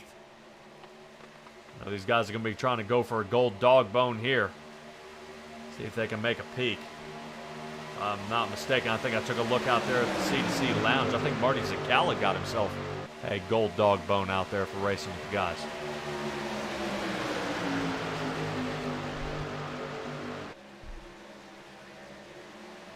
Chris Schaefer trying to pull up off that yellow line. Really smart move. Some guys you do see get as low as they can, touch that bottom line, and it ends up causing problems.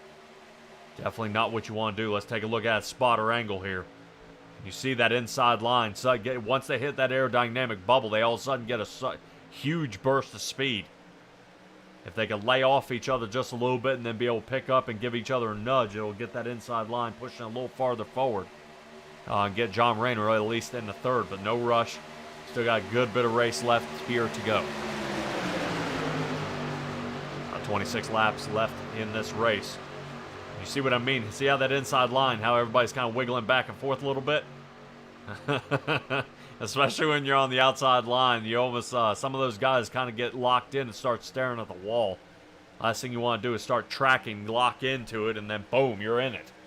So that's definitely not what you want to see, is the inside line is wiggling like that. And now I'm worried about not just the outside wall, but the inside moving fixture starting to hit me now. So, all right, looks like 747. Roger Craig dropping off a little bit here, seeing if he can get a run. That he will. Roger Craig trying to see if he can get a little more on this track here. Sash Canyon saying out there in the chat, got a brake drag on the backstretch. Man, where have you been? I've been talking about this all night. These guys got to go around the turn. You want to hover that left foot over top of that brake, especially when you're drafting. In situations like this, being able to grab that brake with that left foot and maybe pop it over a couple of times just to slow it down just a hair. Make sure you've got the truck under control. It looks like almost a 3-wide look here again. Yep, that's what I figured. Here we go. Brennan Lacey tries to take a 3-wide, and the same move that we saw with Isaac Salas ended up totaling half the field. Car's still going around. John Hine, there you go. I would almost say John Hine had a magnet there on that 414 for that one. He looked like he was going to make it out of that.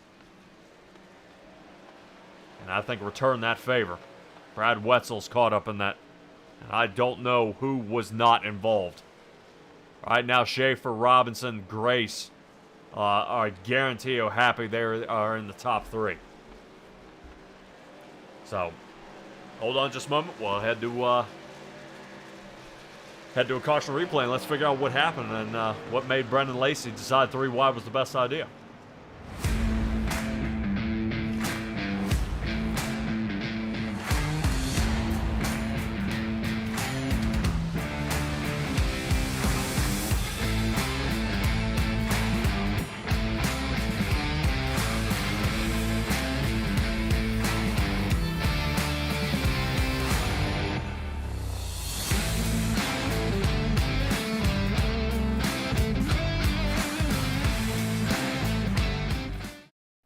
Let's take a look at it topside.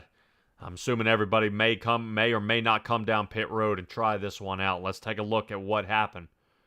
We remember Brendan Lacey in that 414. Looks like he tries to get a shot of fresh air here. Meglin on the outside. Meglin looks like he tries to close the gap. Meglin realizes he can't. Rotates back up. But Lacey rotates up as well. As soon as he connects with Meglin, he catches Rayner, and now everybody's around. I think Roland Olson may have started locking into the wreck and grabbed John Hine on that one. Here's the part that gets me, is everybody else is there. Watch everybody come back up the track.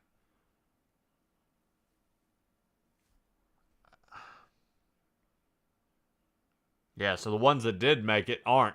Look at Robert Lynch. Attaboy. Look at him slide through there. Holy cow. Gary Sigelcow's smoking right now. Sigelcow hit Salas, Dan McLaren, Neubauer, Kyle Moon, and John Rayner. All down pit. Robert Lynch, Brad Wetzel, Parmalee all down pit.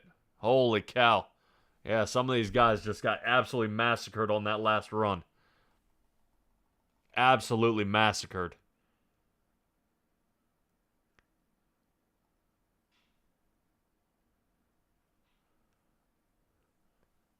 I need to find a driver who survived this one. Let me see if I can find one here.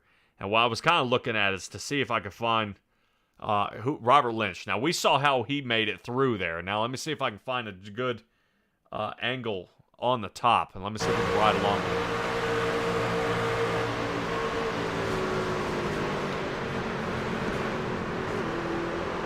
Okay, he didn't get out there unscathed, but watch this. Round 2, baby. Look out. Oh, no! Good Lord.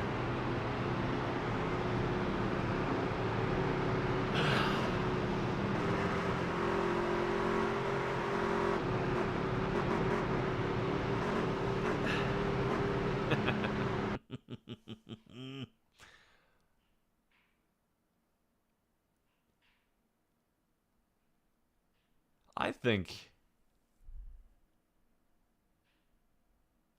Steven Spies made it through this as well. I want to get another shot of his look at it. Steven Spies. Let's take a look.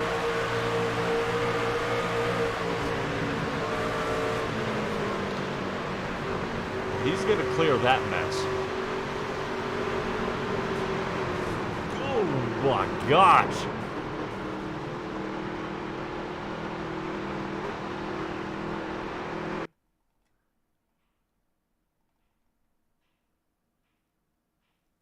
And just as I said, I thought he cleared it. Watch this. As he's coming around the turn. Right here. Oh, no. Holy cow, what in the world is going on here? What in the world is going on? So, guys are gonna be very busy when they review this race. That goes for you, Brandon. I know you're tuned in. So now, let's go ahead and talk to our guys. Sean Grayson, Schaefer, Luis Meglin, and Robinson unscathed. They remain here in the front. Isaac South sitting 5th, Sigel Cow 6th. Good job by Sigel Cow, returning back to at least where he started the race. Dan McLaren as well, sitting 7th. Steven Spees 8th, Kyle Moonen 9th, and Brennan Lacey sitting 10th. All right, Vanderbilt starting to get clumped together again. Away we go. Turn 1 racing in the front. Gary Sigel Cow and Isaac Souse with Venom Racing sitting center. And it looks like Vanderbilt and Steven Spees. Steven Spees out there, and I believe Dan McLaren with Gambler Motorsports 7th and 8th, and Brendan Lacey and Kyle Moonen back there with the Vanderbilt guys. Let's go ahead and get this one going. Grace, Robinson, and Schaefer. You want to talk about 3 guys that know exactly what to do with each other when it comes to racing. Here we go. Looks like battle for the lead. You saw Chris Schaefer run that outside line.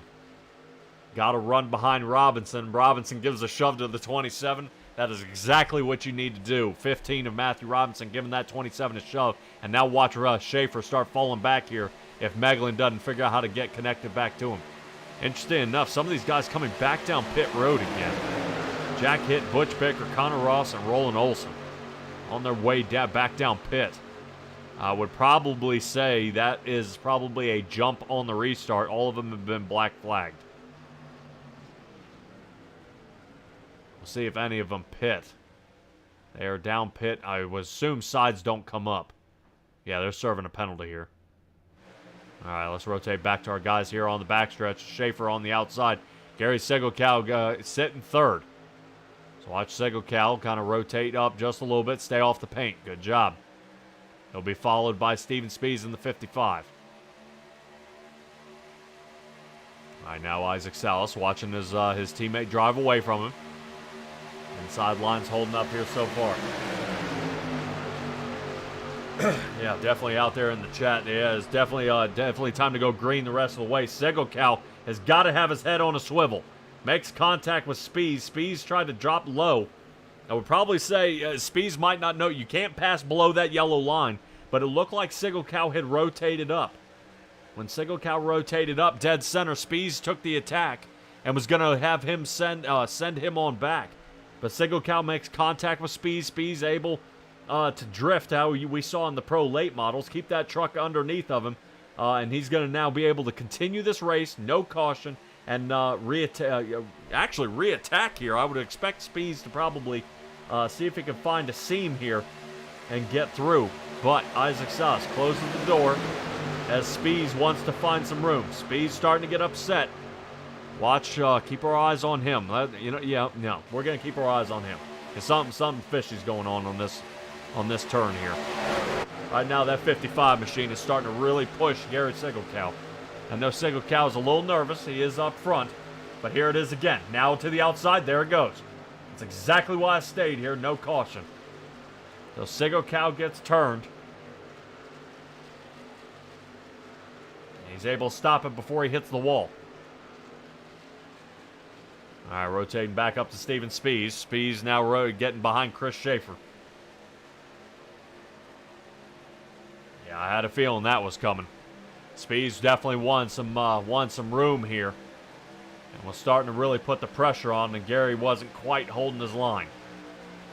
So Spees waiting for him to rotate up. He did. Spees got underneath, and it looked like Gary tried to come back down. Roland Olson way into the wall. But hats off to Roland Olson. He is a lap down, back on lap 54. Getting out of the way of this front row here. Grace still leading this one. Matthew Robinson close behind, trying to push to keep it out front. But Isaac Salas not holding anything. Good look at that. Sean Grace giving a huge block here. Brendan Lacey having to hit the brakes as watch Turn 1 Racing come alive. Matthew Robinson in the lead. Chris Schaefer seeing if he can hold it. Chris Schaefer going to see if he can give his teammate a push. All right, now Ford, Toyota, Chevy on the top three. Away we go, man. Oh, man. Sean Grace back in the lead.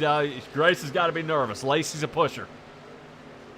If Lacey can't get out front to find some fresh air, he will definitely push you out of the way and make sure he gets there. Right now, best battle here. Isaac Salas being the anchor of this push team. Kyle Noonan trying to find some room. And right now, if I'm the 71 of John Hine, you know something's getting ready to happen. Outside line. Look at that run here. Outside run. Here it comes. Yep. There's Robinson right in the back of the 414. As Lacey wasn't 100% clear, but Robinson goes ahead and checks up just a hair. So now leading the race, Sean Grace back in front, Lacey sitting second. Lacey is up 22 positions and Sean Grace up 20. But Robinson, you can tell, you can almost see the frustration here with Matthew Robinson with 16 to go in this race. Contact there by Schaefer and Robinson, or Schaefer and Isaac Salas. Maybe something going on with this 05 and the 23 now. Caution. I think Roger Craig may be in this one. Shows Roger Craig is around. Yellow flag is out. We'll see how many other people this took, because if they didn't throw a caution out there for Gary Singletown, there's got to be a reason one for Roger Craig. So let's see what happened here.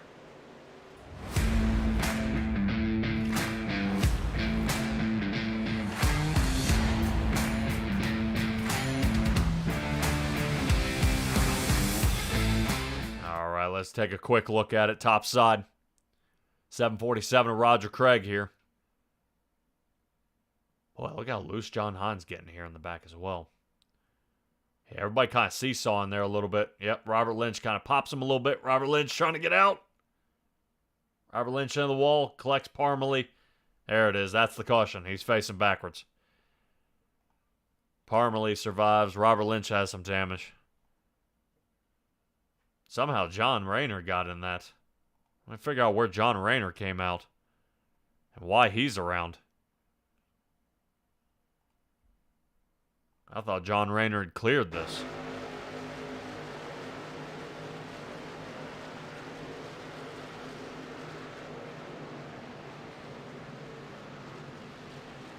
Yeah, I don't know if that was a netcode issue. All right, let's get us back live. 15 to go. Some of these guys are probably thinking pit now. They should be able to make it. And yes, they are. Here they come. Pit road going to be hotter than it's been all night.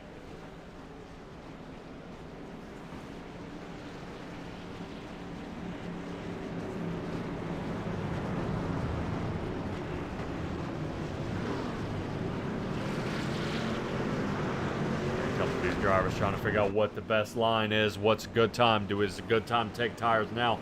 I think, taking a look at it, I don't think Matthew Robinson is taking tires the entire race.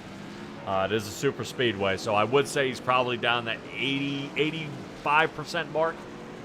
Correct me if I'm wrong, Brandon, out there in the chat. You know, really, tires don't really matter at a super speedway, but if he hasn't taken tires, and we're 60 laps into this one, you know, these things are going to really start playing up on him at some point. You know, he's got to start considering, you know, would this have been the caution to get tires? I probably, from the outside looking in and on the track, I still wouldn't have taken tires, because what happens now is if he takes tires, he'll be in the back 16, 18 cars, and you're going to be watching the entire field start wrecking in front of you, because we're already up to our 5th caution so far. And you know, guys are starting to bunch up over some silly stuff now. So let's talk about who is in the lead. Some of these cars are staying out, trying to get some laps back. Right now, Sean Grace in the front, Matthew Robinson 2nd, Chris Schaefer 3rd, Kyle Moonen sitting 4th, and Isaac Salas 5th.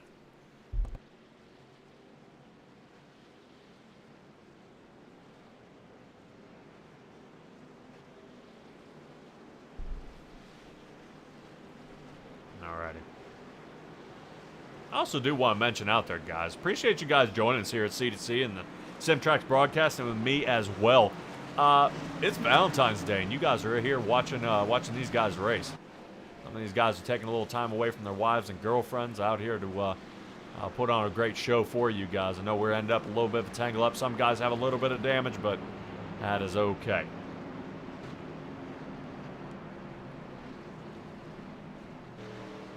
All right, Brandon. Brandon's saying out there he would take tires based on the drivers on the lead lap. I know but we've seen a couple 3-wide conditions, 2 of them to be exact. One of them went well. Matthew Robinson was able to make the pass, and one of them didn't go well, and that was where Brendan Lacey slid in the middle, and then they started smashing each other to pieces heading down the backstretch. So it's questionable right now. I think Turn 1 Racing, is in a really, really, really good position here in this race to come out with a strong finish. I believe, if I'm not mistaken, Robert Lynch has joined Turn 1 Racing down there with him as well. So that should be pretty good. I wonder where Sean Grace is. I think Sean Grace does his own thing. I believe Sean Grace is with a team. He may really want to consider hanging out with the Turn 1 Racing guys, seeing how well he's doing out there and how they are in the points running.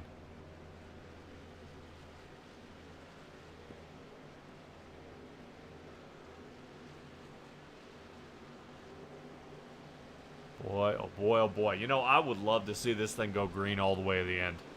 I really would.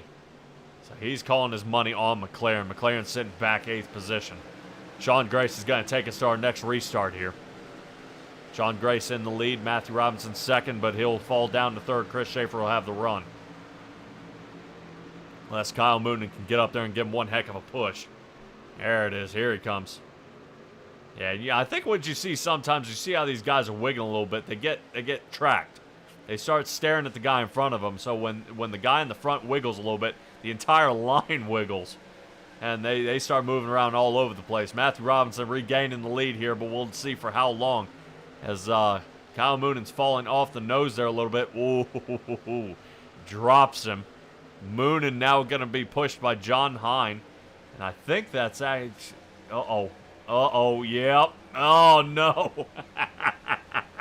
Oh, no. So we get Kyle Moonen in a new suit from throwing up last time, and now he goes around like a UFO. Wow. Another caution. Oh, man.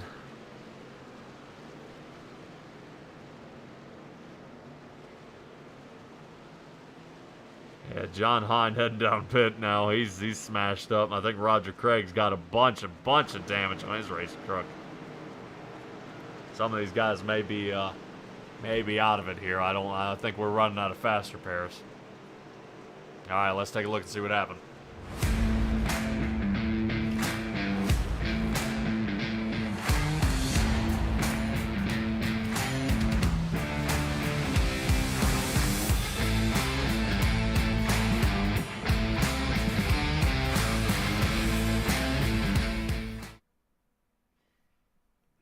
Let's take a look.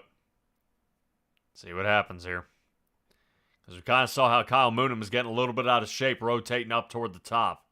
But here's the connection. And John just holding it to the floor. He had his money on Dan McLaren. I think McLaren may have got mugged.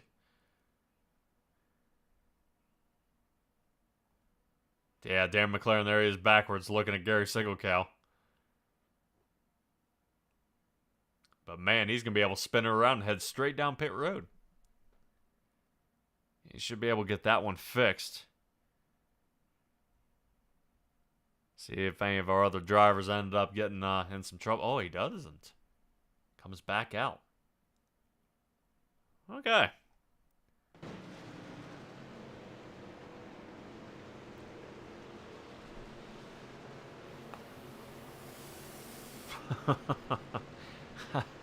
I think it's showing Matthew Robinson in the front. Brendan Lacey's down pit road here.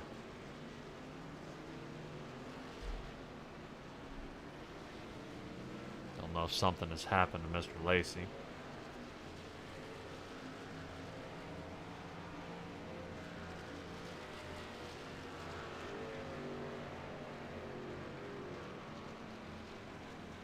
This is starting to get pretty crazy here. We'll have to see if we can maybe have a chat with one of our guys out here. Maybe maybe the points leader. Let's see if we can grab a hold of him. Let's see if we can grab a hold of Chris Schaefer. Chris Schaefer, you got a copy? I got a copy, Patrick. All right, man. What a wild race this has become. Starting to get a bunch of cautions here. How's the Turn 1 racing team holding up? We're not doing too bad, man. We just trying to survive. There's a lot of contact unnecessary here with like 10 laps to go. All right, well, definitely you guys right now, Robinson, you and Sean Grace, I know we're at least in the top 4 in the points. What is it going to take to get Sean Grace on the Turn 1 racing team out there? I don't think that's going to happen. He's teammates with a couple other guys, and it makes for a good rivalry, to be honest. You know, you got to have somebody there you got to beat up on. All right, well, points lead you have, but, man, it's going to require you staying up front here to maintain it. Go and give me a shout-out there, Chris, in case something bad happens. Well, you know, give you a shout-out for putting on the broadcast, Roger and the league, my sponsors, Turn 1 Racing, Inferno Motorsports, Getting Hooked, AJ's Customs, you know, anybody that helps me put the truck on the racetrack, man. All righty, Chris Schaefer with Turn 1 Racing, our current points leader out there in the truck. Good luck to you. Thank you. All right, this is definitely starting to be a big push here. I know some of these drivers are very, very nervous about what comes next. I'm not sure 100% right now. Gary Sigelkow sitting 6th. He's saying Gary Sigelkow is going to get a podium. I would love to see Gary Sigelkow get a podium here. That would be awesome. I know he's subscribed to my channel, my YouTube page, I believe my Facebook as well. He follows along everything I'm doing out here, and I would love to see him and Isaac Salas, part of Venom Racing, get into some podium positions here. I won't hold it against them. I know they've the two of them combined have been in a good bit of wrecks out there tonight, but hopefully they'll be able to clean this up here right at the end. Matthew Robinson, Sean Grace front row. Chris Schaefer will be behind him. Isaac Salas, watch him to start giving Sean Grace the shove of his life here as they come to the green flag. All right, Barney, let her rip. There he is. Matthew Robinson already accelerating, and away they go.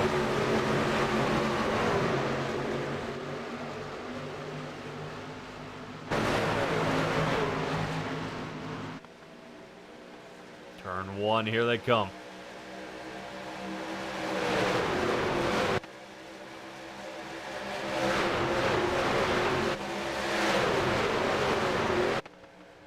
Wow, look at that run here on the outside. Looks like Isaac Salas gives Sean Grace the push that he needs. On the outside they go. Man, oh man, oh man. Gary Sigelkow, good job just trying to hang back. It's okay to get a top 5. Last thing he wants to do is get spun out here. You can start getting messed up this late in the race. You're not going to be able to recover. Matthew Robinson, Sean Grace in the front right now, switching back and forth. Who's going to lead this race? Robinson's going to try to squeak it out there at the line. Looks like he does by about 10,000th of a second. Getting across that line. Chris Schaefer getting a little loose here. Here we go. 7 laps to go.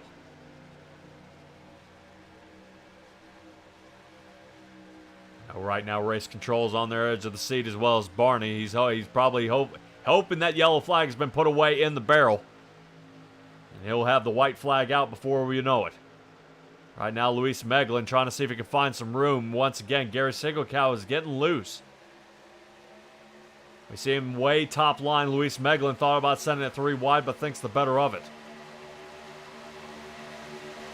Timmy out there in the chat, you're still here just watching. Glad to see you still out there, man. I like some people chatting, kind of see what their input is here on the race.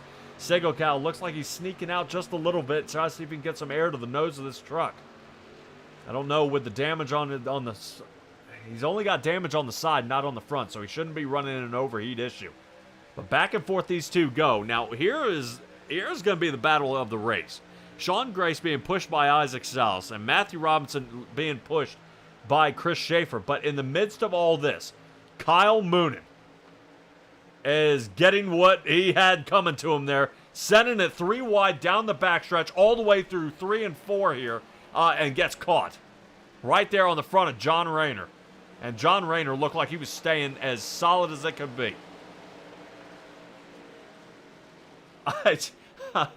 Oh. That heads us to our 7th caution of the night. Tomorrow will be the Coolray Hometown Heroes Lincoln Speedway most of the day. The Street Stock Enduro. And that'll be with Travis Piercefield. Thursday will be with the Flatline Racing Bodies. Small block 358s at I-55 Federated Motor Speedway. So, and then they'll be starting Daytona. They'll have 100 laps there. Oof. So they add another 25 laps to that, beginning the NASCAR Trail. So that should be good. Right now, Aiden Young has been on a tear the past couple of weeks, getting back-to-back wins there. So right now he's looking to hold that out front. Brandon Ishkanyon, yes. All right, let's go ahead and look at that caution.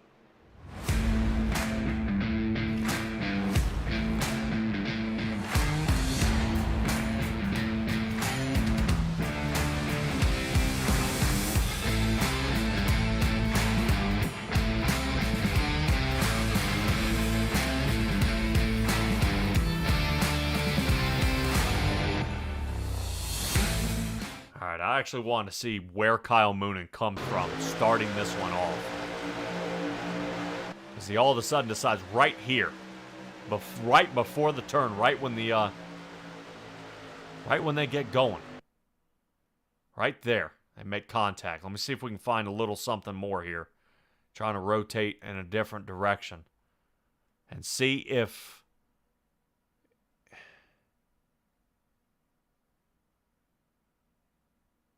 Yeah, it looks like Rayner may have rotated up just a little bit off that paint. Comes back up. Gary had a chance. And you want to talk about wrecking the top 5. Rayner squeaks away, so the Salty Dogs remain in the top 5. I think I'm running out of trucks.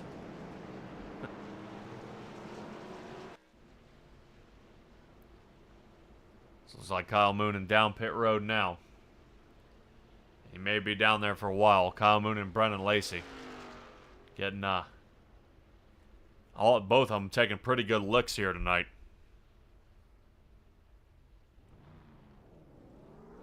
There's Lacey taking off. Lacey, I believe if he comes out, he'll be in 12th position.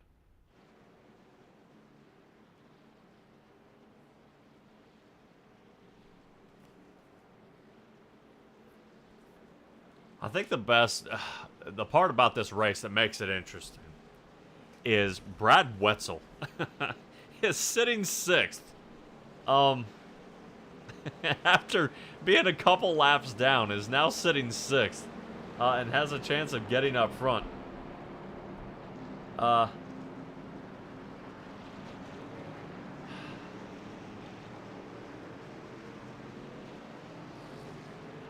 this is something here.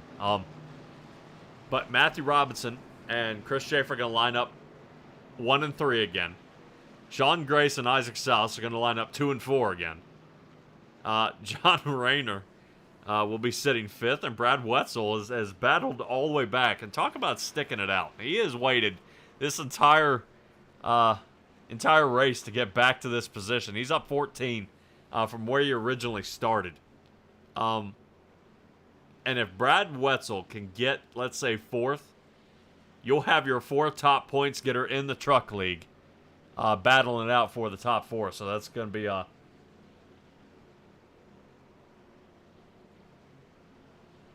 looking pretty good so far. But, all right. Brandon Ishkant. What? Thank the race control is usually there on Tuesday nights. All right. Let's see how this one gets going here. I'm excited to get this one going. If I am not mistaken, this one should be our first green-white checkered here at the end. Right now, I believe everybody, Brad Wetzel up, has last pit on lap 61. Butch Baker last pit on 65. None of these guys have taken tires since. Or mostly at all tonight.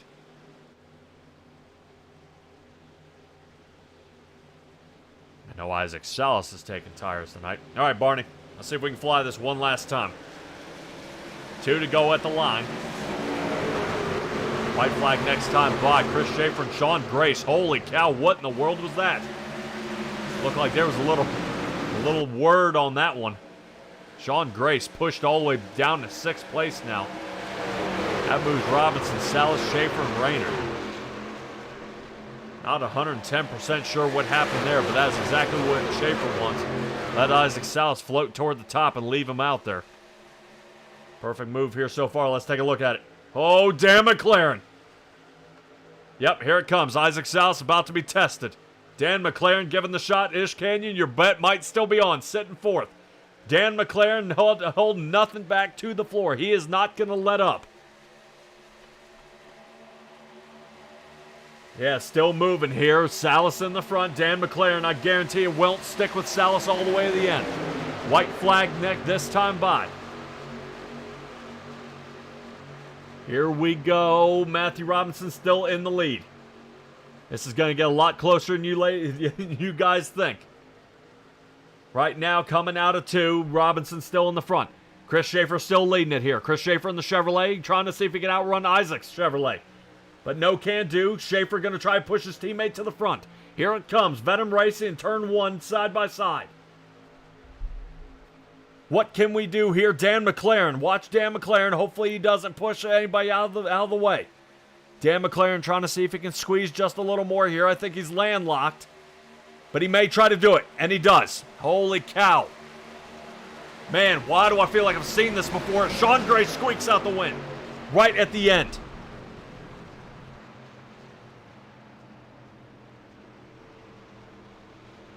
Man, why does this seem familiar? Stella, tell me if I'm wrong. Why do something rings a bell in the back of my mind, and I know you've been here 90% of the time when I'm out here broadcasting. Atlanta Motor Speedway. Why does that sound familiar that something happened here between the 88 and another driver at the exact same point, heading into turn 3, something happened. Holy cow, what a race. Matthew Robinson and Chris Schaefer knocked out of that one and knocked down 6th and 7th. Now, I want to rotate all the way back. And this is what I want to start with. I want to rotate all the way back to the restart. So I want to know why the restart ended up the way it did and why they ended up connecting together. When they got under green flag, the two guys connected here in the front, and it almost looked like somebody said something bad about their mother out there, because these 2 guys made contact between Chris Schaefer and Sean Grace, and I can't figure out what happened here, but I've got to know. I have got to know, because why at the restart did it do this? So let's take a look and see what happens here.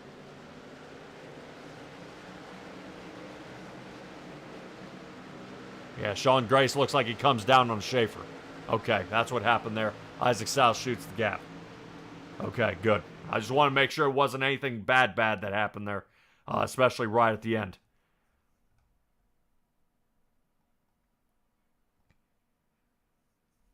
All right, let's go ahead and take another look at this top side.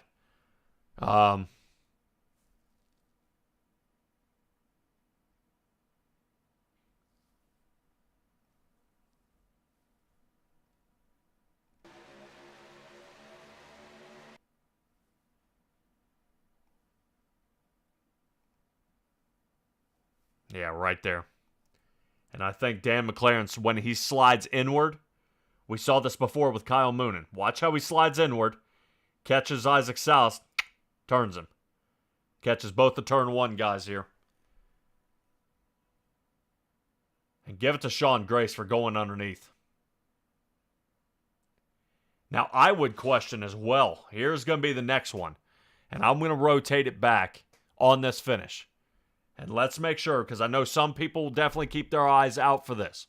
Did Sean Grace pass below the yellow line to get around Dan McLaren? Yes, he did.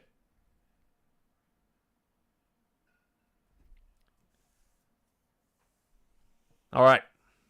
So we saw, there's no doubt in your mind that is exactly where it happens here.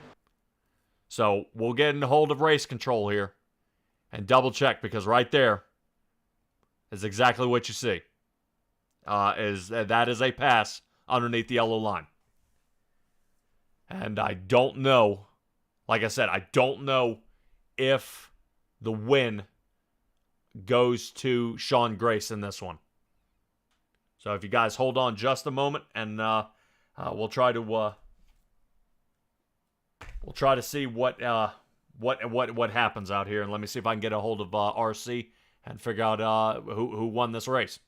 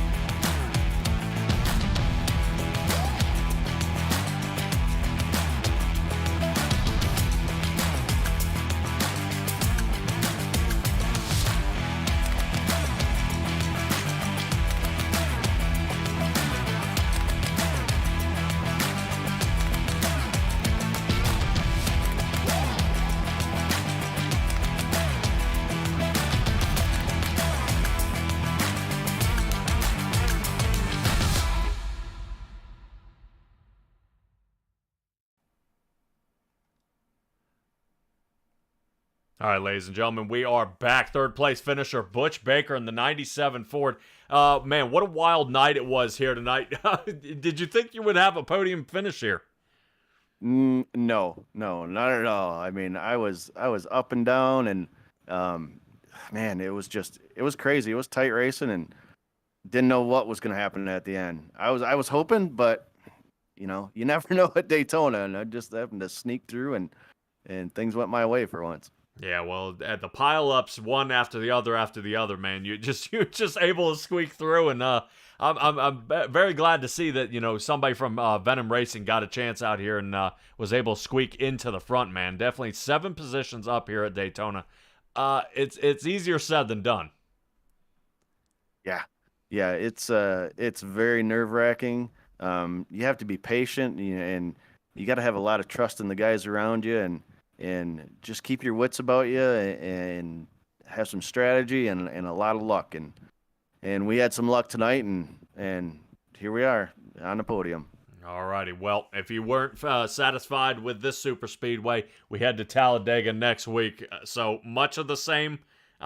Maybe figure out how to get the Venom Racing team together and see if you guys can form a line, because it's easy 3 wide there instead of a squeeze here for a run. Yeah. But man, give me a shout outs here, Butch. It's a hell of a run for you to do tonight. Yeah, thanks. Got to thank all my boys over at Venom Racing. We help each other week in and week out, and support each other. And it was like me and Gary and Isaac were talking everything through the whole race, and Isaac and I were there at the end, but unfortunately he got taken out right there just before the start-finish line. And got to thank SD Audio. Got to thank Super Dirt Car Series. Love Dean Reynolds and everything he does and supports us at Venom Racing. And got to thank you and the broadcast and all the admins and everybody behind the scenes at C2C. They do a hell of a job. And it was a good night tonight. Alrighty, Butch Baker, fantastic job out of you tonight, bud, and I can't wait to see what you got for us at Talladega. Oh, one more, and I also got to thank my wife for Alan for letting me race tonight on Valentine's Day. Love you, sweetheart. Thank you. Yay, Valentine's Day. All right, Butch. See you next week. All right, thanks, brother.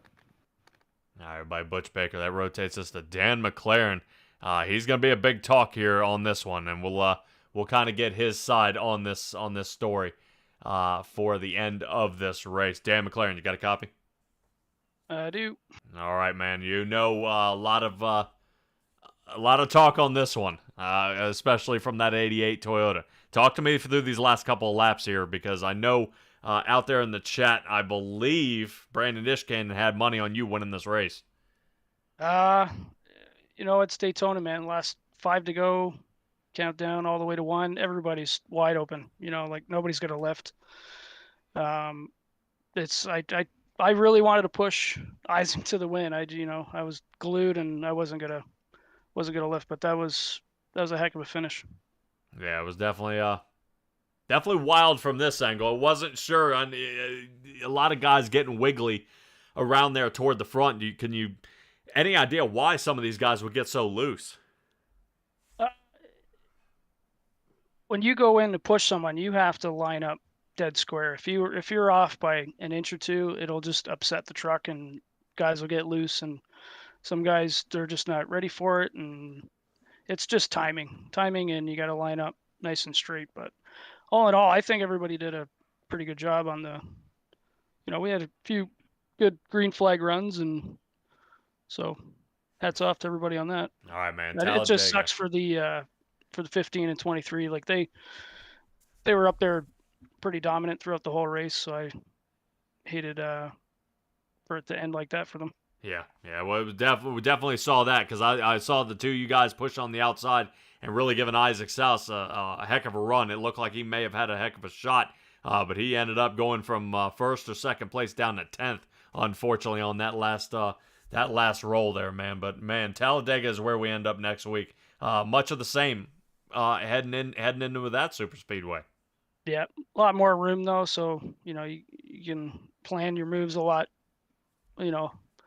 more ahead, and it's that's another fun track to race at too.